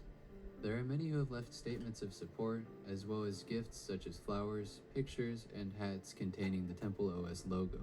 Terry is a very confusing figure. He was insanely smart and insanely dedicated. His work has been compared to a one-man skyscraper, to someone painting the Sistine Chapel with a bobby pin. He created his own compiler and programming language and 126,000 lines of code, all by himself. And yet he faced constant ridicule for much of his time online, with almost everyone dismissing his work. Terry is finally being appreciated. there are plenty that still assert that his achievements could be accomplished by any decent programmer with enough time, but the thing is that this will never be discovered. Terry's work and his story will never be replicated, and that is something that I say with the utmost confidence. However, I believe it is important to realize that affirming Terry's theories or acting as if he was not really mentally ill is not what those who genuinely care for him should do. It is the obligation of those who care about the mentally ill, as well as their therapists, not to affirm maladaptive thoughts. Not only that, but pretending as if Terry was of sound mind or predicted the future lifts responsibility from those who took advantage of him online and places it on Terry himself, or entities like the CIA, and this is not the answer. Whether it comes from better intentions or not, believing in Terry's theories and seeing him as some sort of mythical figure is the same thing those on 4chan did when they discovered him. It is essential to recognize the very real threats of mental illness while also acknowledging the positive traits Terry had. I hope those who antagonized Terry, whether they meant for the eventual result or not, learned from this situation. Maybe, with how differently people see him now, his story would have progressed differently in 2025. It is just as likely, though, that they only see him this way because of how his story ended, and that there would be just as many who would ostracize him for his extreme rhetoric, especially in today's landscape. I hope that we never see any situation that we can compare it to. People are fascinated with Terry because of the combination of his constant antics and his evident intelligence. This combination, as well as how constantly present Terry was on the internet, documenting nearly everything in his life, creates an unprecedented level of interest, and unfortunately this would end up being detrimental for him. I don't know if there will be people arguing if he is a genius or irredeemable or somewhere in between 7 years after this as well, but I would implore people to learn the whole story. I believe that if you look into it as much as I have, it's impossible to see anything but a tortured soul that deserved better. I have spent a very, very long time scouring through archives, trying to fill holes in the narrative, to provide a unique combination of everything that has been covered separately before, as well as take a look into the very new discourse around him. I will put the sources in the description, which include viral videos and forum threads, as well as archives barely anyone has seen. Please feel free to reference the sources and do your own research. I would like to specifically cite Temple OS Down the Rabbit Hole by Frederick Knudsen, as I heavily referenced this video in my section about Temple OS, but a number of sources were vital in my construction of this video. I come away from this journey with a feeling of profound sadness. I wish life had treated Terry better, and while the story is extremely fascinating, it serves as a cautionary tale of mental illness and becoming too engrossed with the internet. I hope that Terry is in a better place now, and knows that his work and life touched the hearts of millions, despite the forces constantly antagonizing him. Rest in peace, King Terry the Terrible, God's lonely programmer.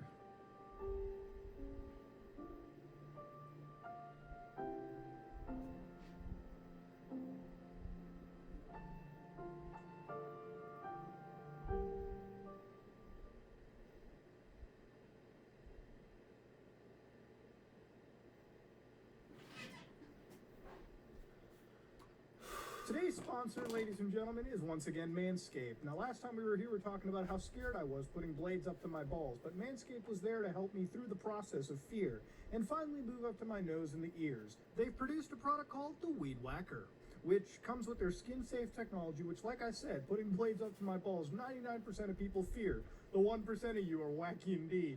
But for me, I could weed whack my nose and ear hairs with style and grace. And let me talk about long nose hairs. I once went to a job meeting and totally embarrassed myself. Still got the job, but I spent the next hour ripping nose hairs, and let me tell ya, it hurts. But the Weed Whacker comes with 9,000 RPMs and 360 degrees of rotary dual blade system, meaning you'll get every freaking hair imaginable. Plus, it's also water resistant if you're a little wet up there, you know what I mean? It also comes with cordless rechargeable batteries that last up to 90 minutes. And then it also comes with a replaceable blade every 3 months if you get the Peak Hygiene plan, which I do recommend. So yeah, please use our code and you'll get 20% off and free shipping at manscaped.com. Keep those pubes trimmed and nose free of weeds.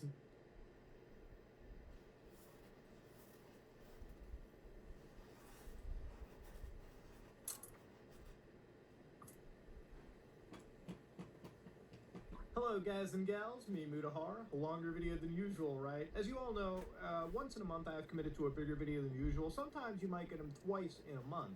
But ladies and gentlemen, today's topic is me using God's operating system.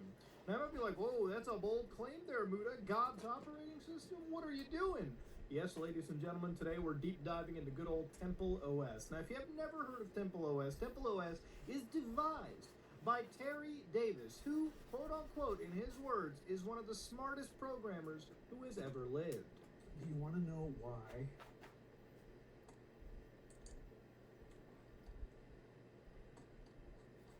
You want to know why I'm the best programmer in the world? You see this? This is the trend. It starts with like this. First year, new professional, seasoned professional, and master programmer. Okay, guess what?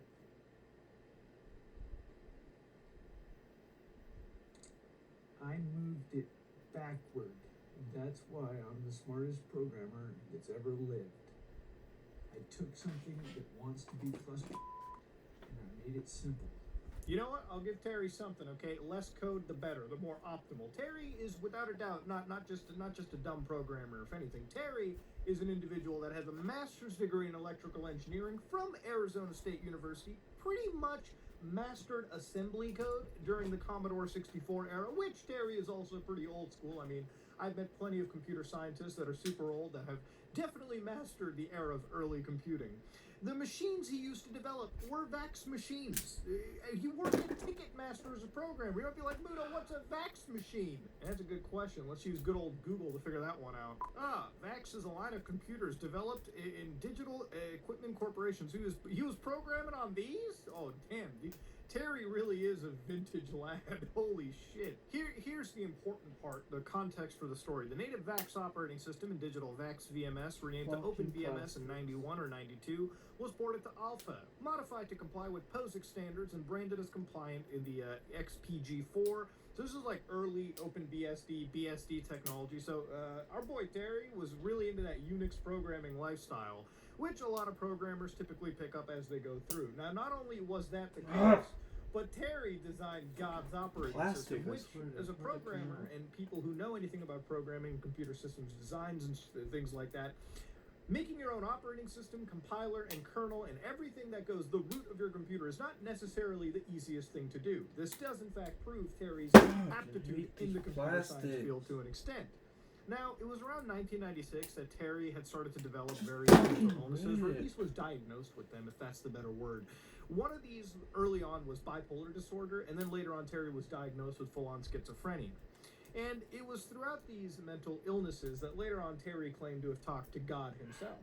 Now, the big man upstairs pretty much wanted to build the third Jewish holy temple after succeeding the current second Jewish holy temple. But instead of God telling Terry to do /creative and start building a temple on his own, no. Terry decided, here's another way. Terry was going to build the operating system. Why God would choose to send a temple in the form of a fucking operating system, I don't know. You gotta ask Terry if he was still alive. But that being said, Terry did in fact go through with God's revelation. Because in 2005, Terry released an operating system called the J operating system. I actually don't know off the top of my head if it's the Jesus operating system, but I'm going to call it the J operating system. And then in 2013, it was rebranded to something much more rolly off the tongue, which was Temple OS, which we all know and love. Now, before we begin, I know there's a lot of people who've probably watched other videos. There's a lot of other videos on Terry Davis specifically. Ones that cover his entire past and his history and a lot of his troubles. There are some racist rants that Terry has done, and I'm going to show you pieces of them, some of his more really off-the-cuff stuff, so viewer discretion is actually heavily advised for this section. So let's go through a couple of these real quick. Here's an infamous one called Glow in the Dark. Now, you're going to hear a lot of beeps going forward, but here he talks about, in the most politically correct way I can put it, bioluminescent African-American federal agents, okay? There are gamer word equivalents. I'm not going to go there because it's very offensive, but this is one of Terry's most infamous rants.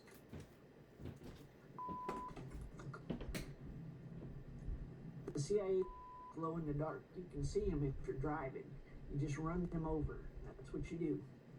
Now, okay, I'm not condoning anything Terry said over there at all. That is very, very reprehensive. But it's a showcase to show you, especially in the beginning of it, to add more context.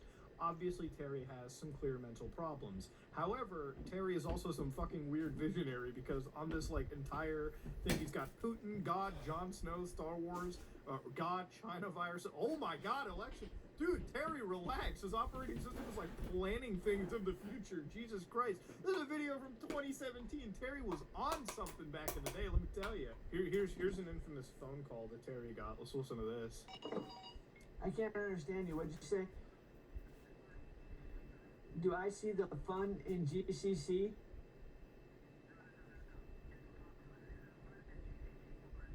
Hell no, I'm a white man. I wrote my own fucking compiler, not like Linus. I'm a professional. I started at Ticketmaster. Okay, it seems a lot of Terry's rants have to devolve into like some fucking weird racist white supremacist shit, which no one should stand by. But for those adding context, somebody called him and asked about the GCC compiler, which is something that we use to build programs underneath Linux. There he called out Linus Torvalds, who is the actual author and the father of the Linux kernel himself. I don't know what spawned this anger, this hatred towards Linus Torvalds, but yeah. It seems Terry considers himself a cut above. Let's pray for the souls of the Linux atheist and their leader, Mr. Torvalds. I think the CIA is after me. But to see him go on a tirade, it's gonna hurt it. But again, take into account that Terry doesn't exactly have everything going on right upstairs. Bill Gates and the Illuminati got a herd of cattle. Woo, we got a herd of cattle. We got a herd of cattle. They got a big herd of cattle. Yes, he does in fact say the gamer word like fucking 90 times during this entire fucking ultimatum and everything going on forward. So yeah, this video got age restricted by YouTube. Obviously, let's be fucking real. If it didn't, we'd have to ask some questions. But yeah, this is just Terry's mind going at it. I mean, I'll be 100% real with you. You can kind of see from all of his rants that he doesn't exactly take too well to everybody else who's very influential in the computer space. Bill Gates, Linus Torvalds. I mean, if you find anything else, you might find something about Steve Ballmer that he's going to just completely lose his shit over. So yeah, he thinks himself a cut above everyone else. He's got that God complex style deal, which is fittingly so for what he's actually going to set on to his life's later endeavor. I like elephants, and God likes elephants. Here's a realistic elephant. See, not everything that he does is a complete racist rant. Sometimes you come across really wholesome shit like God-loving elephants. God bless, dude. I really... You know, Terry is a weird guy when he was there, man. Terry, you went way too soon, brother. Let me tell you. Do it like a white man. A white man uses an ISO file. This is the way a white operating system is installed. Yeah, me too, Linus. Me too. Oh, that is bad. When God listens to a song, what pleases him is sex with it. Okay, all right, stop, Terry. Okay, Jesus Christ. Ooh. All right, you know what? I think that's enough of Terry. I think if it's one thing you can understand, Terry is a very eccentric individual when he was alive. His mental illnesses definitely caused him to say a lot of this stuff. And, you know, I've heard a lot of people write this guy off as some crazy white nationalist, racist nut job. And you know what? I'm honestly going to say it for a fact. Maybe Terry was a racist. Maybe Terry didn't like the color of my skin. Maybe this was the truth that Terry had internalized within himself until he was finally given no filter and he could have gone out and doing what he did. But you know what, ladies and gentlemen, with all of that said, I wanted to show you this because I think every other channel might have already shown you this kind of stuff when they were covering Terry Davis. But Terry Davis, to me, is a very, very intelligent programmer. And what he has done that we're about to see in the second part is no short of a magical feat for a lot of people. There's a lot of programmers that wouldn't go to the depths that Terry did. And we're about to go right into that. So now that we've gotten past Terry Davis himself, let's go to part 2 and go load up God's operating system. Now, unfortunately, as you all should know, Terry Davis has passed away. He passed away all the way back in 2018. Terry, his death is written off as a potential accident or maybe suicide in some case. It's not exactly identified as what it is specifically, one way or the other. Terry had unfortunately passed away after, impacting with the train and things like that. So Terry, unfortunately, is not here with us anymore, but his operating system is now kept as some sort of digital tombstone for all of his life's work to pass into. Now, this website over here says you can download the free public 64-bit operating system, Temple operating system. Now, there's also other various downloads. Terry also adds, I think, like speed updates for Linux, QEMU virtualization. He has like TOS distros, light distros, supplemental distros, which are actually C files. And then he's got like the Temple OS ISO and the ISO Lite. But we're going to download the full fat experience and get the actual Temple OS ISO, which is only 16 megabytes in size. So it's not the largest operating system in the world by far. So we're going to download this, and you might be wondering, Muda, can you run it on actual official hardware? Yeah, actually you can. There's a YouTuber out there that you can actually go to who is showing himself running this exact operating system underneath a ThinkPad, a laptop from like 10 years ago. So it is possible to get this running. I unfortunately could not on any of my hardware, simply due to the fact that Temple OS doesn't really work well with like UEFI BIOSes. I don't think it even works well with original legacy BIOSes, simply because there is something in the operating system and in the boot process that just doesn't work well with certain hardware that's now commonplace on systems. So the only way to really use Temple OS, all right, for most people is to run it under a virtual machine, which we are doing. We're running it under a VirtualBox. So let's get to it, let's mount it, and let's run this bastard, okay? Now, for virtual machine's sake, all right, what I am running this on is a 6 gigabyte system, so 6 gigs of RAM and 8 cores. The reason I'm giving it 6 gigs is since this is a 64-bit operating system, it should be able to recognize memory values and register them above 3 gigabytes or 3.5 gigabytes. So immediately one thing to consider is Temple OS boots really fast, and obviously I shouldn't be shocked because it's a 16 megabyte operating system, and yeah, it loads up exceptionally quick to a very simplistic 90s GUI that honestly will reflect a tiling manager. That on the right side, it's a basic, directory structure system. And on the left side, a bit of that is also reflected, but you also get asked the question if you want to install this to a hard drive, yes or no. Obviously, I hit yes, it installs really quickly. One thing to note, too, is despite that Terry did advocate using this on a VM, he really doesn't have any form of GPU acceleration, meaning that immediately upon booting, I wasn't able to resize anything on the display. So you can see that I'm trying to do it, like auto-size it or trying to find a resolution prompt, but there's none. So you're kind of stuck using this in 800 by 600, and a lot of that probably has to do with Terry really relying on very basic GPU, the very basic GPU, virtual GPU that is used on virtual machines anyways. So yeah, around here, effectively all that's left is to, start up his operating system and actually have it installed. And it goes through a pretty fast install. All of it is done through a script that he wrote, and within like a matter of like literally 10 seconds, you're done. So now it's time to unmount that drive that you installed Temple OS with and reboot. And when you reboot it, boy oh boy, do you get the question. Terry has his own bootloader as far as I know, like he doesn't tap into anything open source. The way that it works is Terry asks you if you want to boot off the old boot record. It never worked for me. Drive C and drive D.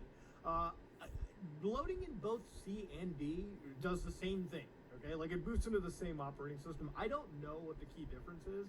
So honestly, I just go with drive C because it's, what the root should be. But yeah, once you load it in, it starts decompressing a dictionary, which takes, again, a second. And then you can take a tour of the operating system. Now, the operating system is very, very basic in terms of how it's designed. At any moment, you can hit F5 on your keyboard, and you can compile whatever is in that window as far as I see. So you can actually start programming nearly immediately as you jump into the entire thing. As far as shell prompts and things like that are considered, I don't think... It didn't really launch me into an entire shell to begin with, but it does have a shell. It does have its command line system, so to speak. On the right, you can see a little window pop up that basically tells you can, in fact, left-click, right-click, do whatever you want. So there is mouse support in Temple OS. So in many ways, it's future-proofed, and in a lot of ways, it's fucking lacking. And I might be like, but Muda, does God let you game on Temple OS? Oh, boys, you gamers. Of course God lets you game on the operating system, silly. Terry's got a whole bunch of them that he's programmed by himself. for all things, and some of these are fucking impressive, which we'll get to. Now, Terry has these classified under fun games, unfun games, code scraps, and miscellaneous extra tools that are never meant to be games to begin with. I think it's safe to say we should go cover all of them. So here's Titanium, which is a scrolling shooter from the era, and as you can see, full graphics and everything. I'm flying over a city, just blowing all these tiny pixels out. Yes, ladies and gentlemen, it does in fact. And it crashed, by the way. It actually did crash on me. I don't know why it crashed. Maybe the 6 gigs of memory I gave the operating system wasn't enough to contain such fucking holiness. But it also spiked at like 16% CPU usage on one core. Now, remind you that this did in fact detect all my multiple cores. It doesn't scale well across multiple cores. Terry pretty much uses one core, and all the other cores that you give it pretty much use 1% of it, which is like nothing. Like, those cores are dormant. You could pass this thing as many threads as you want, but I don't think Terry really developed multi-threaded applications that effectively. Now here's Black Diamond. Now this is basically skiing, except I couldn't control it, and there was like literally no fucking collision detection. But the map did scroll, so that's kind of cool. Nothing really that impressive. There's also Flat Bat. You might be wondering what the fuck is Flat Bat. And Flat Bat is basically me flapping my wings and trying to eat these tiny particles that all pretty much statically flow in the wind. The whole goal is to eat all of these particles. And do you think that I did it? Oh, hell yeah, dude. I beat the first fucking level entirely. Look at this shit. There was one up there. Now, there is a problem with this, okay? You have to spam the space key in, like, perfect momentum to do this, all right? Because that's how it works, right? You have to, like, rhythmically tap it so that the bird can fly. I'm kind of failing right here, but eventually I get the hang of such gaming, and I eventually beat the level. So that was my first and probably only game that I ever finished on Temple OS. Here's Varoom, and this is crazy. Full 3D driving engine. You've got a 3D model and everything. You are actually driving in the world of Temple OS. So, again, may I remind you, Terry programmed all these games on his own. Terry programmed the fucking driving game into it, and it works pretty well. It has some collision problems, yes, and I hit a game over, but he got a full driving system in, man. Come on. You've got to be impressed by that to an extent. I don't know what this has to do with God, by the way. I don't know if God really planned on F1 racing cars back in the day, but sure. Now, you may be noticing there's no sound.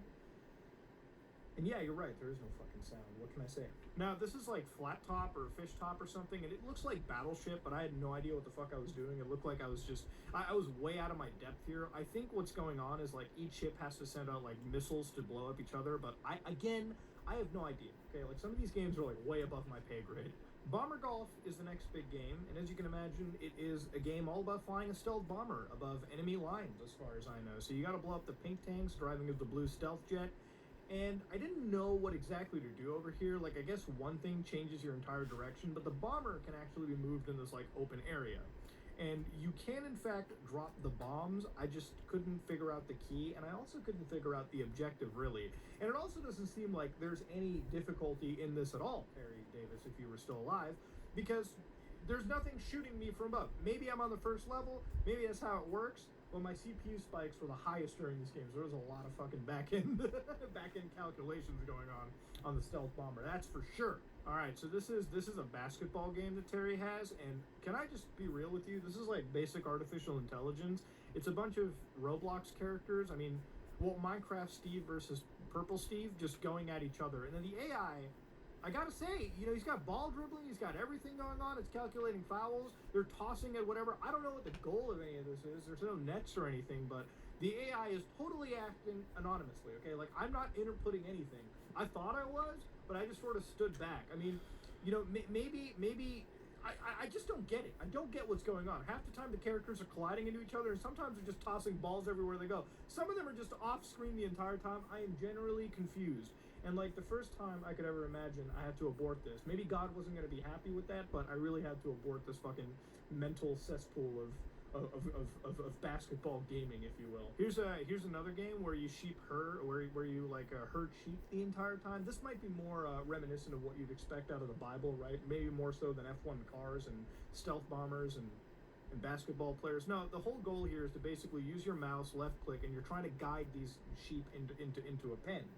Now, I'm gonna fucking say for the record here, I've never liked this game type on any game that I played. I hated doing it in Twilight Princess, and I hate doing it in Temple OS. It's not that fucking fun. I don't know who gets their rocks off to this kind of gaming. Half the time, these things will not listen to you. They don't care. These are the dumbest groups of animals that I've ever fucking found, okay? The internet, this is one of the most, like, interesting little rabbit holes to go down. Because to understand the Terry Davis rabbit hole, you have to understand somebody that is not only an incredibly talented programmer in the sense that building their own operating system, which is not an easy feat. You know, when it comes to having... Imagine being able to build an app with your name on it, just by thinking about it. Meet Base 44, a complete AI creation platform. Shit. Describe what you want.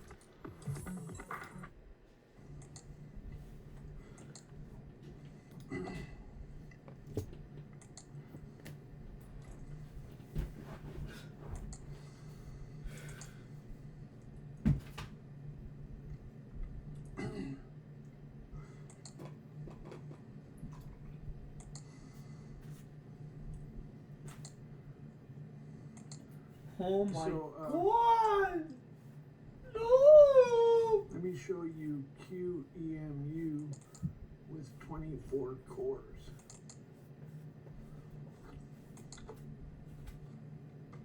It's gonna be loud.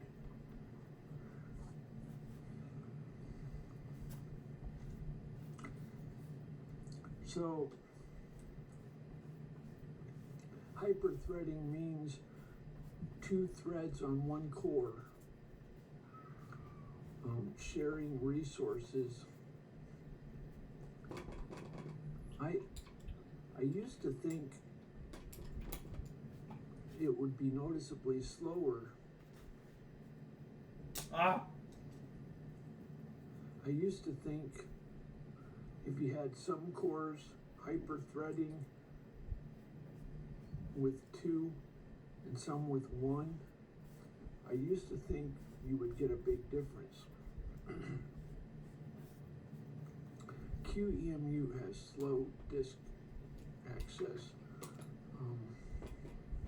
normal. Anyway, so I made a really valuable tool. I might add this as a built-in to the up. It's so useful. I think I might make it built-in. Great cores. It measures context swaps for 10 seconds. That's probably more than enough. What? Wait a minute.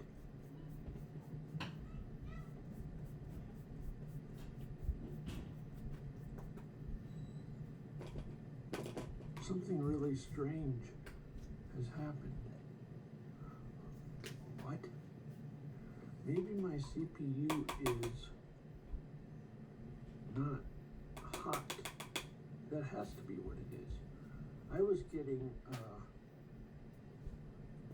about 3940. No, I was getting 36. What the hell is going on?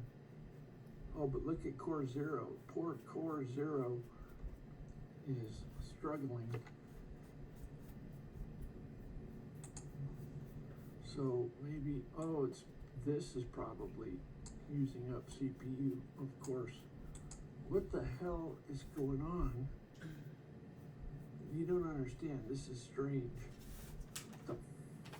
Maybe it's not calibrated.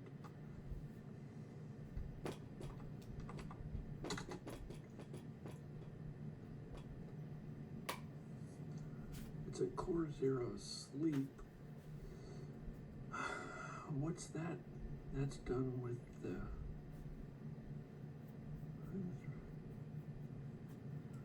So, the reason I made this command is exactly... Now, if you divide... With Temple OS, you divide jobs yourself. If you divide it evenly, you would really want to exclude Core 0. You know what happens? I'll tell you what happens. Core 0 runs, QEMU's okay. I don't know why it's so fast. It has a throttle so that when it's hot, it's slower.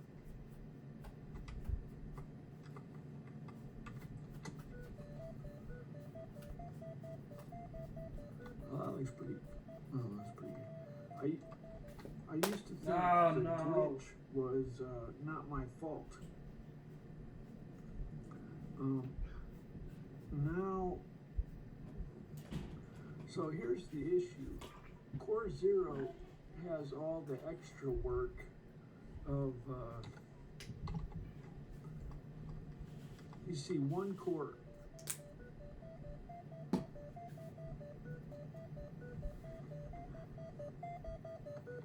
One core has to draw the background to begin with, the horizon, that's core 0.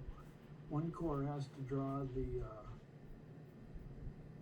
letters, those are kind of odd. All the unusual things have to be done by core 0.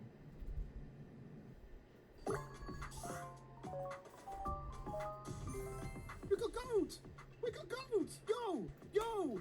That's lads! What do we get? Wake up!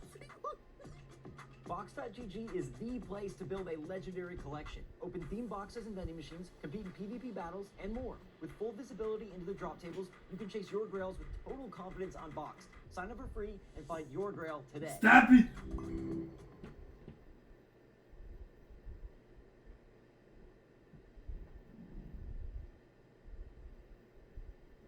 Comunícate en inglés fácilmente. Usa Grammarly para comunicarte de forma efectiva y sentir más seguridad. Grammarly ofrece sugerencias de fluidez personalizadas para que te comuniques de forma clara. Descubre por qué el 98% de las personas multilingües que usan Grammarly afirman que les ayuda a escribir con fluidez en inglés.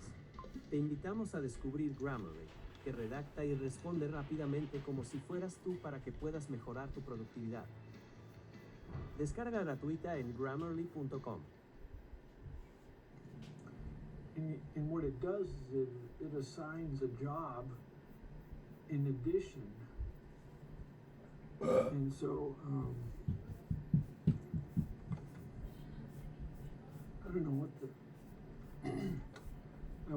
maybe I wasn't using the other cores and it got cool. I don't understand, this just is weird. Because they were definitely 3940. This is really weird. Now it could be the full screen. Oh, that's it. My resolution of my, I'm an idiot. Wait a minute. It shouldn't do that. So I changed the resolution of my screen in order to do this screencast. But that shouldn't change. That should affect core 0. I think we're seeing a calibration problem or something. It has to be. I did a sleep instead of a reading of a clock. I just assumed the sleep was accurate.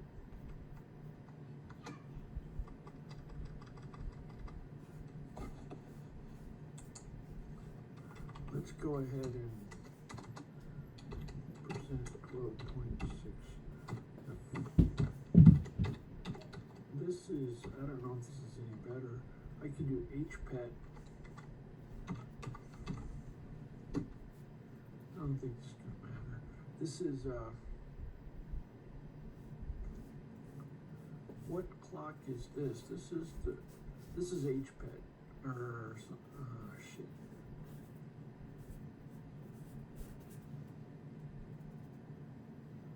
Okay, where did it go? Oh, there it is. So 10, oh, I'm a genius.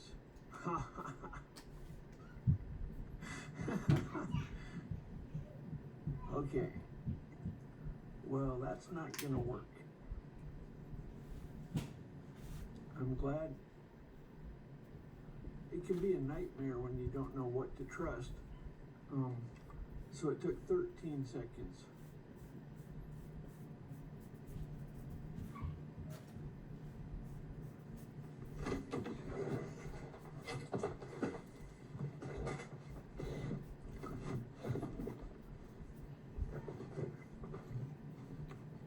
I'm glad I was not a fool.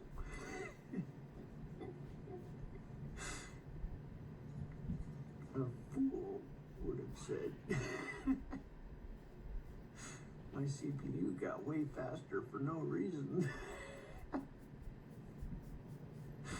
I'm not a fool. Okay.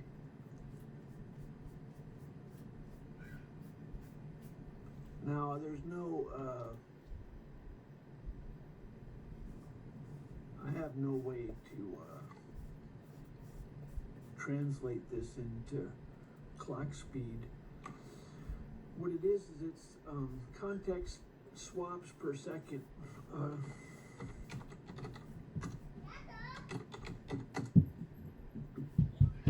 So I don't know if that's measured. I forgot. It might be measured at boot. 24 cores, 2.9. I think it's measured. I don't think I got it out of the. Sometimes you can. No, that's measured. That's measured, calibrated by HPET. Does everybody know HPET? HPET. You know it's a nightmare? 10 years ago,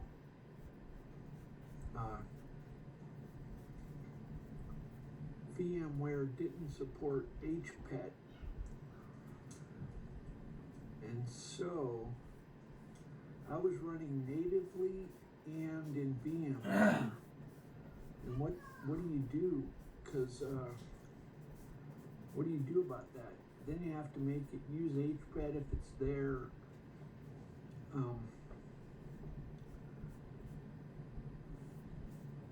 In a nutshell, that's what the insanity of the clusterfuck is what I'm gonna fix as king. So there's some people at OS Dev who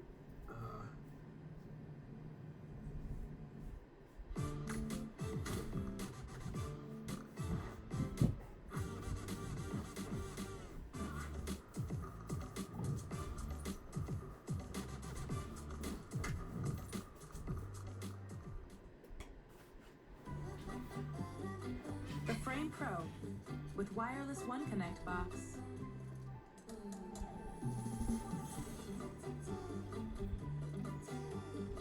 Even smarter with SmartThings. will tell you, well, just if it's there, use it. If it's not there, don't use it. You have no idea how many clocks there are. And Xbox. Some are better, some are slower. Some take a while to access, and some are accurate, and some are not there. I guess that's not there. Anyway, so there's one clock that I used to have really nice global variables, but then I got ashamed and I put them into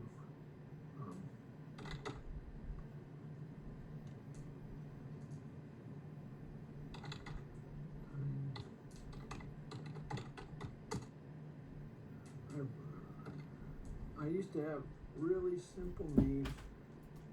I only have maybe 150 global variables, and it's not gonna grow.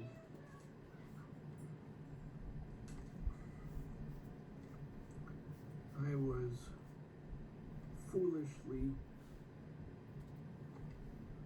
forced to get rid of counts. It used to just be jiffies. And now we have to do counts. Jiffies. So this is just a memory location. The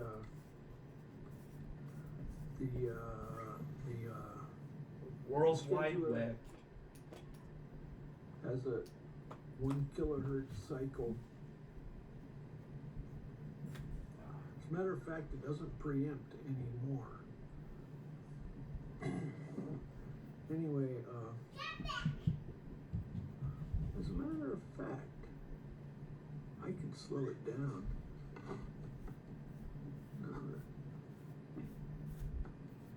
There's no reason to have it 1,000 if it's not doing preemption. We don't have time slices anymore because I got rid of preemption. Why did I? Well, first of all, let's bail out of this. QEMU is ghetto. It's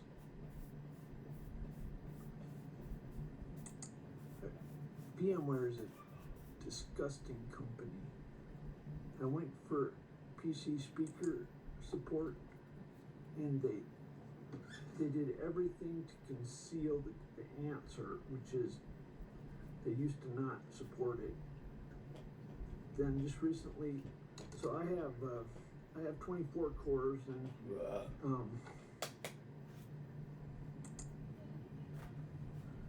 so I went to I have 24 cores, and they have a maximum of 16. So I don't mind honesty. What pisses me off is when you conceal the answer. So this makes me run around, it wastes my time because you're not honest with me. Now that fucking pisses me off. VMware's a scumbag company. They are absolute dirt. They're the scummiest company. Maybe I should use my divine authority. God said to replace Windows with wine, so we can go ahead and disband the company Microsoft. Fuck them. They've done enough. They're a scumbag company. VMware. So VMware. So let me just show you this. Setting the number of cores per CPU. It's like really sleazy. It's the fucking sleazy. Why can't you just admit that it doesn't do more than 16 instead of wasting my fucking time? But now I understand how this company works. They're sacks of shit. It's not even hard to fix it if you wanted to. They fired their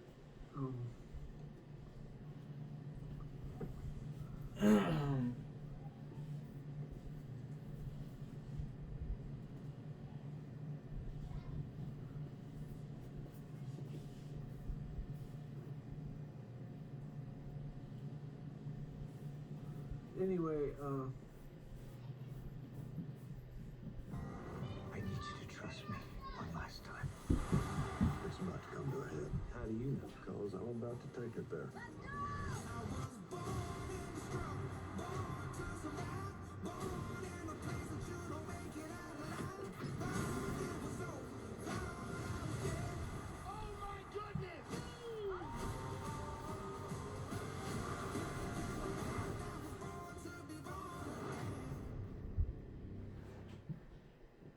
La protección duradera de Old Spice Swagger me hace sentir imparable. Por eso te vuelo. Profe, ¿cómo lo hago? Con Old Spice Swagger sin sudor. Solo Swagger. Old Spice Swagger, protección contra el sudor 24/7. somewhere in here is a real sleazy. They try to hide it. It's like one time I bought a used car, and there was a little dent in the hood, and the salesman tried to lean over to conceal it. It was really pathetic. Anyway, so like It's like, you think I'm not gonna notice the dent in the hood? You think I'm not gonna notice that it doesn't support 16? You're trying to conceal it so that I don't notice? No, you're just making me furious, and you're wasting my fucking time. You gotta think ahead, motherfuckers. Now, I don't like Marxists, I don't like communists. It actually makes me happy that I paid money and this one is 5 times faster disk than QEMU. I can compile, I can do a make all, compile 50,000 lines in 6.9. It used to be, or 0.69. Let me just show you what QEMU, it's like 2. And when I do the long compile, so this matches my world view, which is professionals are professionals. So that makes my world, I'm a conservative, I don't like Marxist.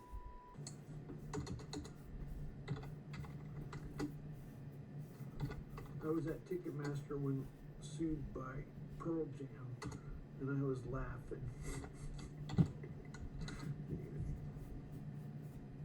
What a fucking disgusting. Is that like homo or what? Pearl Jam. That is fucking disgusting.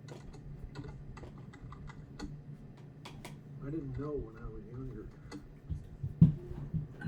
I didn't know that Iron Maiden was homos. As recently as Queens of the Stone Age, I didn't know they were homos. I don't know how you could not know that. I think I figured it out.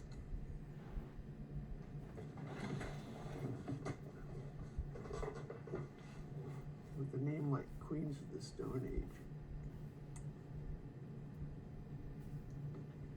you should know they're homos. So, anyway, so what I am really, I'm glad I've kind of run out of things to do, and one thing to do is to get familiar with unknown hardware, and I spent a lot of money on this. I got a Xeon. I'm really happy with it. I got 64 gig, which is hilarious. But anyway,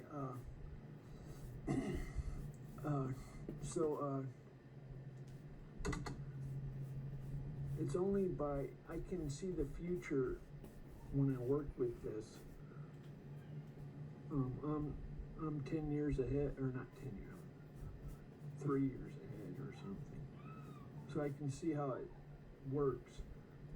So yeah, this is what I thought. Yeah, it's 3, 4. Now I guess I need to fix my calibration. Son of a bitch. How are we gonna do this? Well, it's just, so we want an accurate clock. HPET is high resolution accurate. I guess it doesn't drift. I don't know, is it calibrated? The one I trust is the real-time clock, since it doesn't lose time, but that takes forever to read. I think I finally, T sub S is what I'm telling all my sheep. They're my little sheep. That's what I'm telling them to use. I think that's what I did. It checks if you have an HPET. And if you have an HPET, it uses HPET. HPET is just reading a location. I don't know if it's full speed access. I don't know about memory. VGA memory is slow. I don't know. I guess I could measure how fast it is. I don't care. And then if you don't have an HPAD, it reads assist timer. So this is the clusterfuck that happens when you have flexibility. The CIA does this fucking on purpose. This branching shit, the entire, everything is clusterfucked like that. So, okay, so T sub S, I guess, T sub S is most likely HPAD.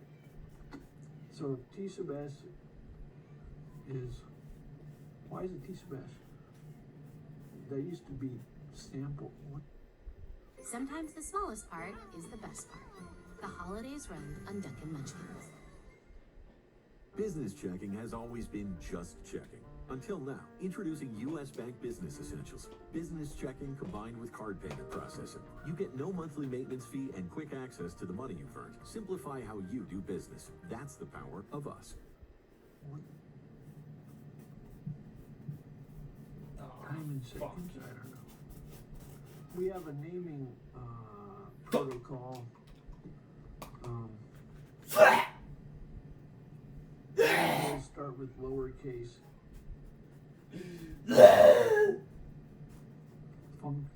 Functions start with uppercase. That's why oh, this is a function. I don't know. Fuck. Did I just say that? Communists.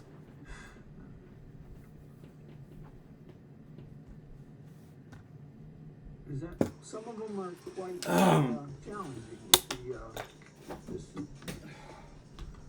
this is a pretty, this is not an amateur game. Anyway, so where was I? So getting back to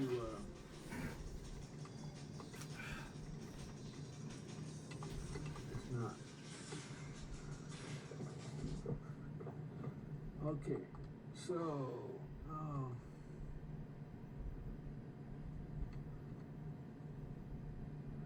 I try to be consistent with myself. How would I do this? Naming is the most important skill a programmer has, in my opinion.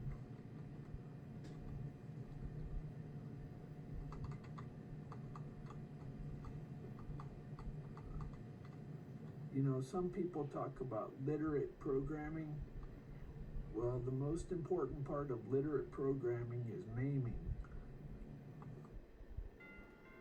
Si le regalo perfume a mi novia, ¿qué pensará que pienso? Pensará que piensa que la conoces. ¿Pensará que pienso que el de ella no huele bien? Pensará que tiene opciones. ¿Y si piensa que yo soy solo otra opción? Mejor no pienses tanto. Vamos. Temperatures are dropping outside, but Circle B Irrigation is cranking up the heat. Milwaukee's backed the truck up. We've got a ton of product in the warehouse. We've got Milwaukee deals that include free batteries. We've got deals on just about anything Milwaukee. Whatever it's going to be, Milwaukee's got it on sale this holiday season. We're also doing a giveaway for every $100 you spend inside the store from now until December 13th. So come in for your chance to win. This mower, I got the bouncy seat on it too. 2025 Husqvarna Excite mower. Greenworks motorcycle right here. And it is wicked fast. We're giving it away. Every $100 you spend, you get to win this bike I'm riding on right now. We got TV, we got Milwaukee tools we're giving away. Come in and get it at Circle B Irrigation, your irrigation destination. I don't. That literate shit is for pussies. That's a bunch of horse shit. They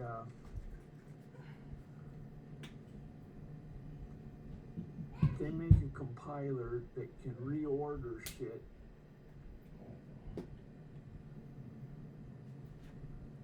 And if you're a retard, then if you're a retarded programmer, then the compiler fixes it. I like a small compiler that does exactly what you say and doesn't get too fancy. That's what I'm telling you what my compiler does. As far as I'm concerned, the C language gets translated directly to assembly in a very straightforward fashion. And it's really obvious it's obvious if you wrote the compiler.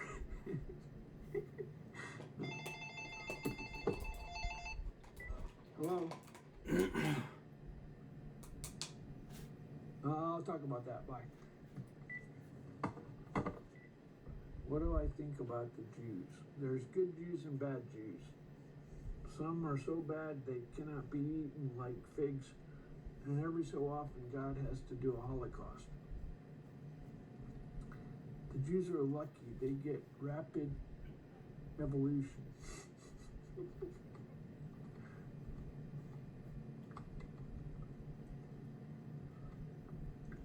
In the Bible, the Jews kept fucking up, and God had to Holocaust them. So God said the world's perfectly just. So if the Jews got Holocausted, I'm gonna assume they fucked up. Hello?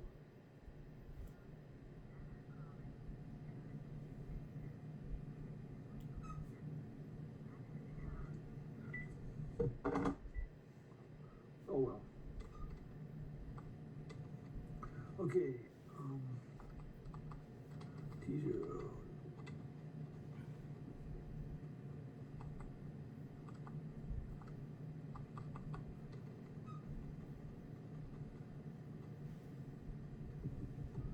Okay, what are we doing?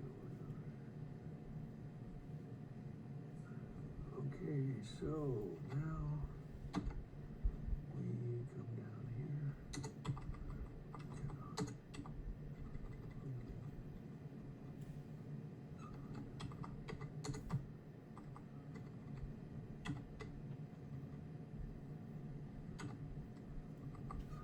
My auto indent, my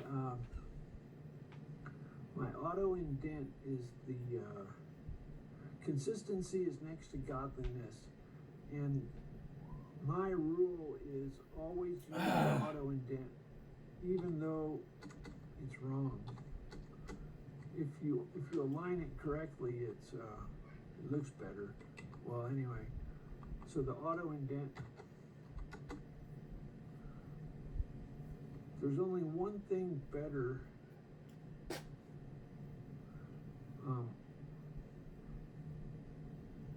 Uncertainty is the enemy, and by just explaining to use the auto indent, there is no question. You never have to think twice. Uncertainty is the enemy. So,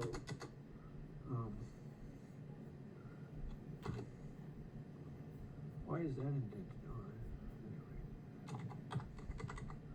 Anyway. Okay, so, oh shit, oh well.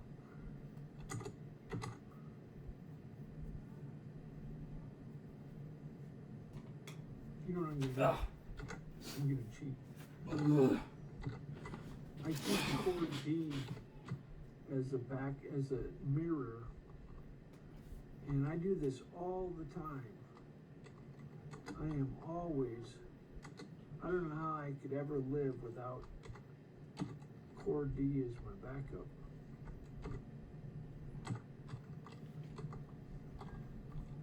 I do it all the time.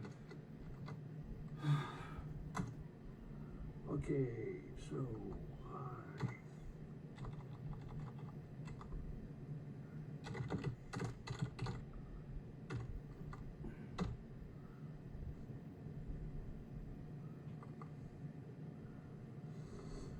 okay.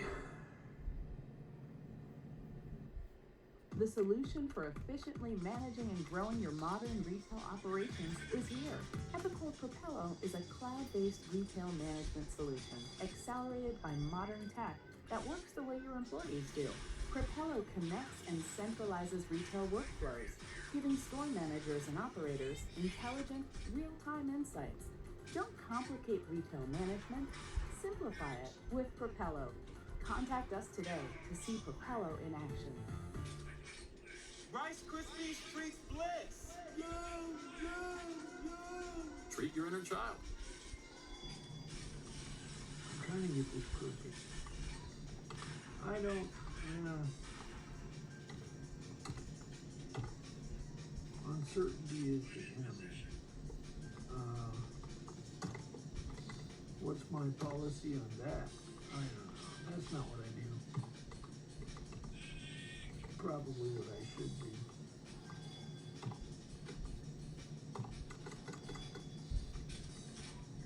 Okay.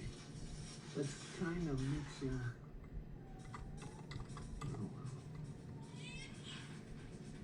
By the way, global variables are not efficiently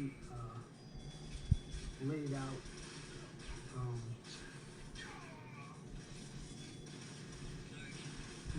When they are singular, but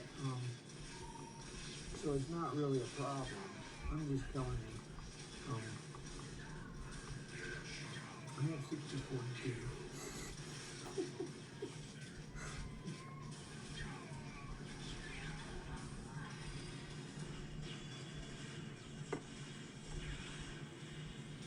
In other words, each one of these global variables is probably utilizing 250 bytes for related structures. If you want to know how that goes,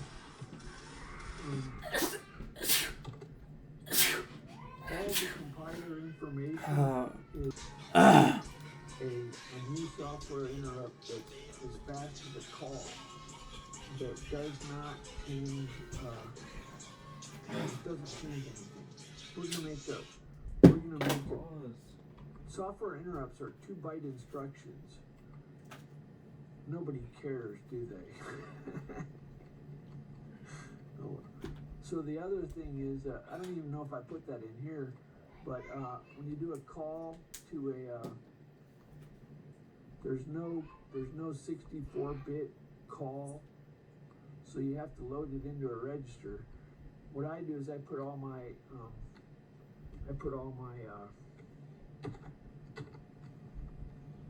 code in the lowest 2 gig. Anyway, I limit it to that. So where was I? We were almost done. I keep getting sidetracked. My soapbox.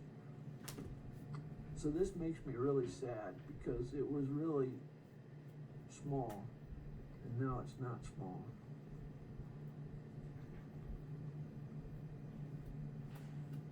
Some people have no shame.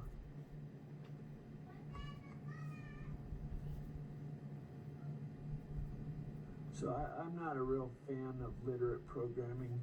You get the arrogant liberals who want to make a really complicated, slow compiler because they want to be able to make literate programs.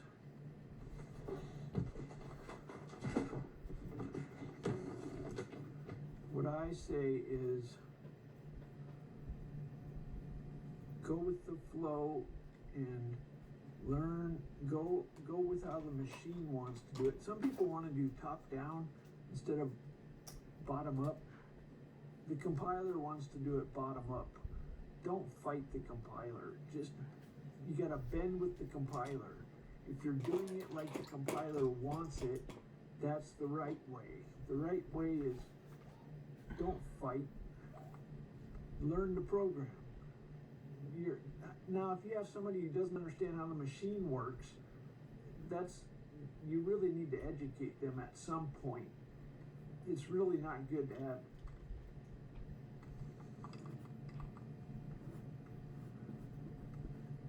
Some people try to simplify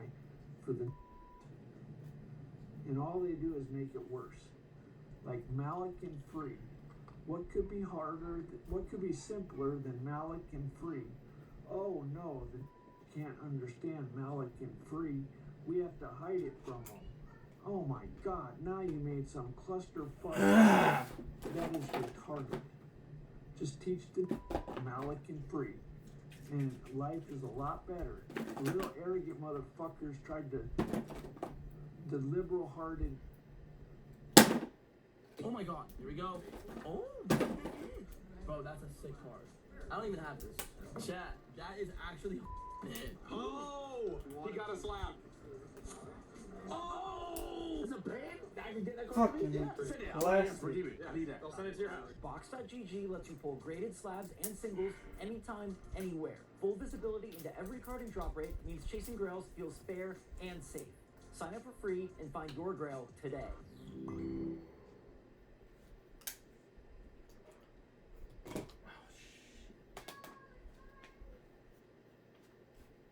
Watching a movie made me want to get therapy. Oh, that's good. That's clever. Do not get weird about the muscles. These muscles can't hurt you. These muscles are decorative. Never been in a fight because I'm super good at apologizing. I am an immigrant. Yeah. Are there any other immigrants here? Okay, what you can't do is point at someone else. I thought I was happy, but then every now and then I'd get very angry out of nowhere. I washed bananas in the sink. Anyone remember what it was like buying marijuana before it was legal? You had to go to a guy's house, pretend to be friends with a guy.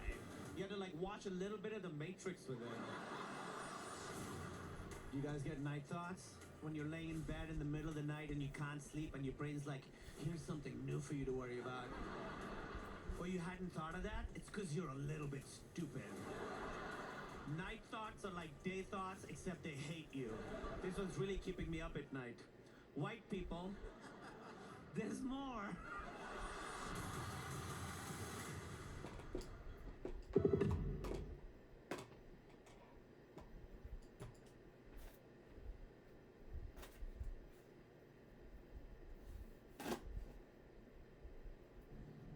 They wanted to oh, the can't do Malik and Free. We have to conceal it from them. And now you really fucked it up. Every time you try to simplify it, it makes it 10 times worse. It's really not that hard. Malik and Free, your average really can understand that. But now, whatever the fuck you replaced it with, I don't even know. I don't even know what garbage collection is. I don't know. Somehow they tried to make so that don't know what Malik and Free. Oh my God. Just teach them Malik and Free. If they have a bug, then at least they know what the hell they're doing. They're trying to fix a bug. I assume they think they don't free or double free.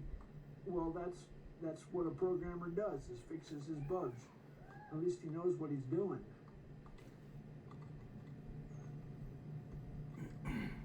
But oh my God, they try to make... Okay, so we want to, now that we're not, 5 is reasonable. 10 was good because,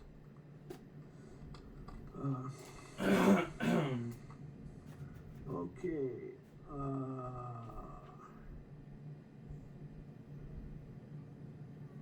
I almost always go with efficiency. Like,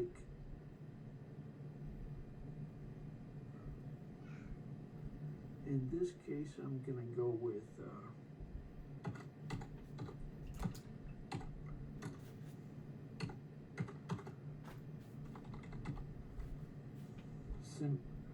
I almost always go with efficiency. You'd be surprised, I really do it in bad taste. But that's just unbearable. Why would I create a variable just for that? Anyway.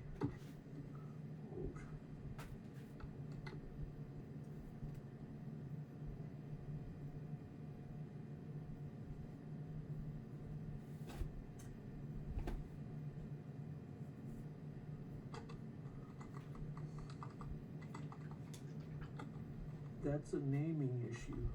you really should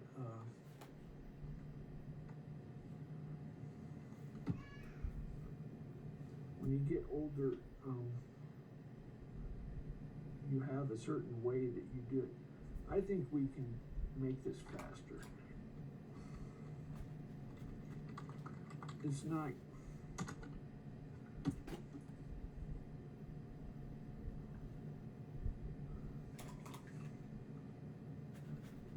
Sometimes it's, anyway.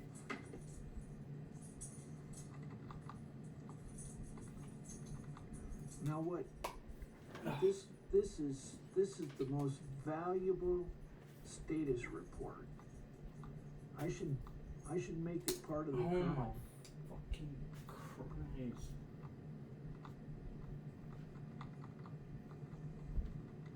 Oh well. So just recently I added let me tell you about some news. It was a couple weeks ago. So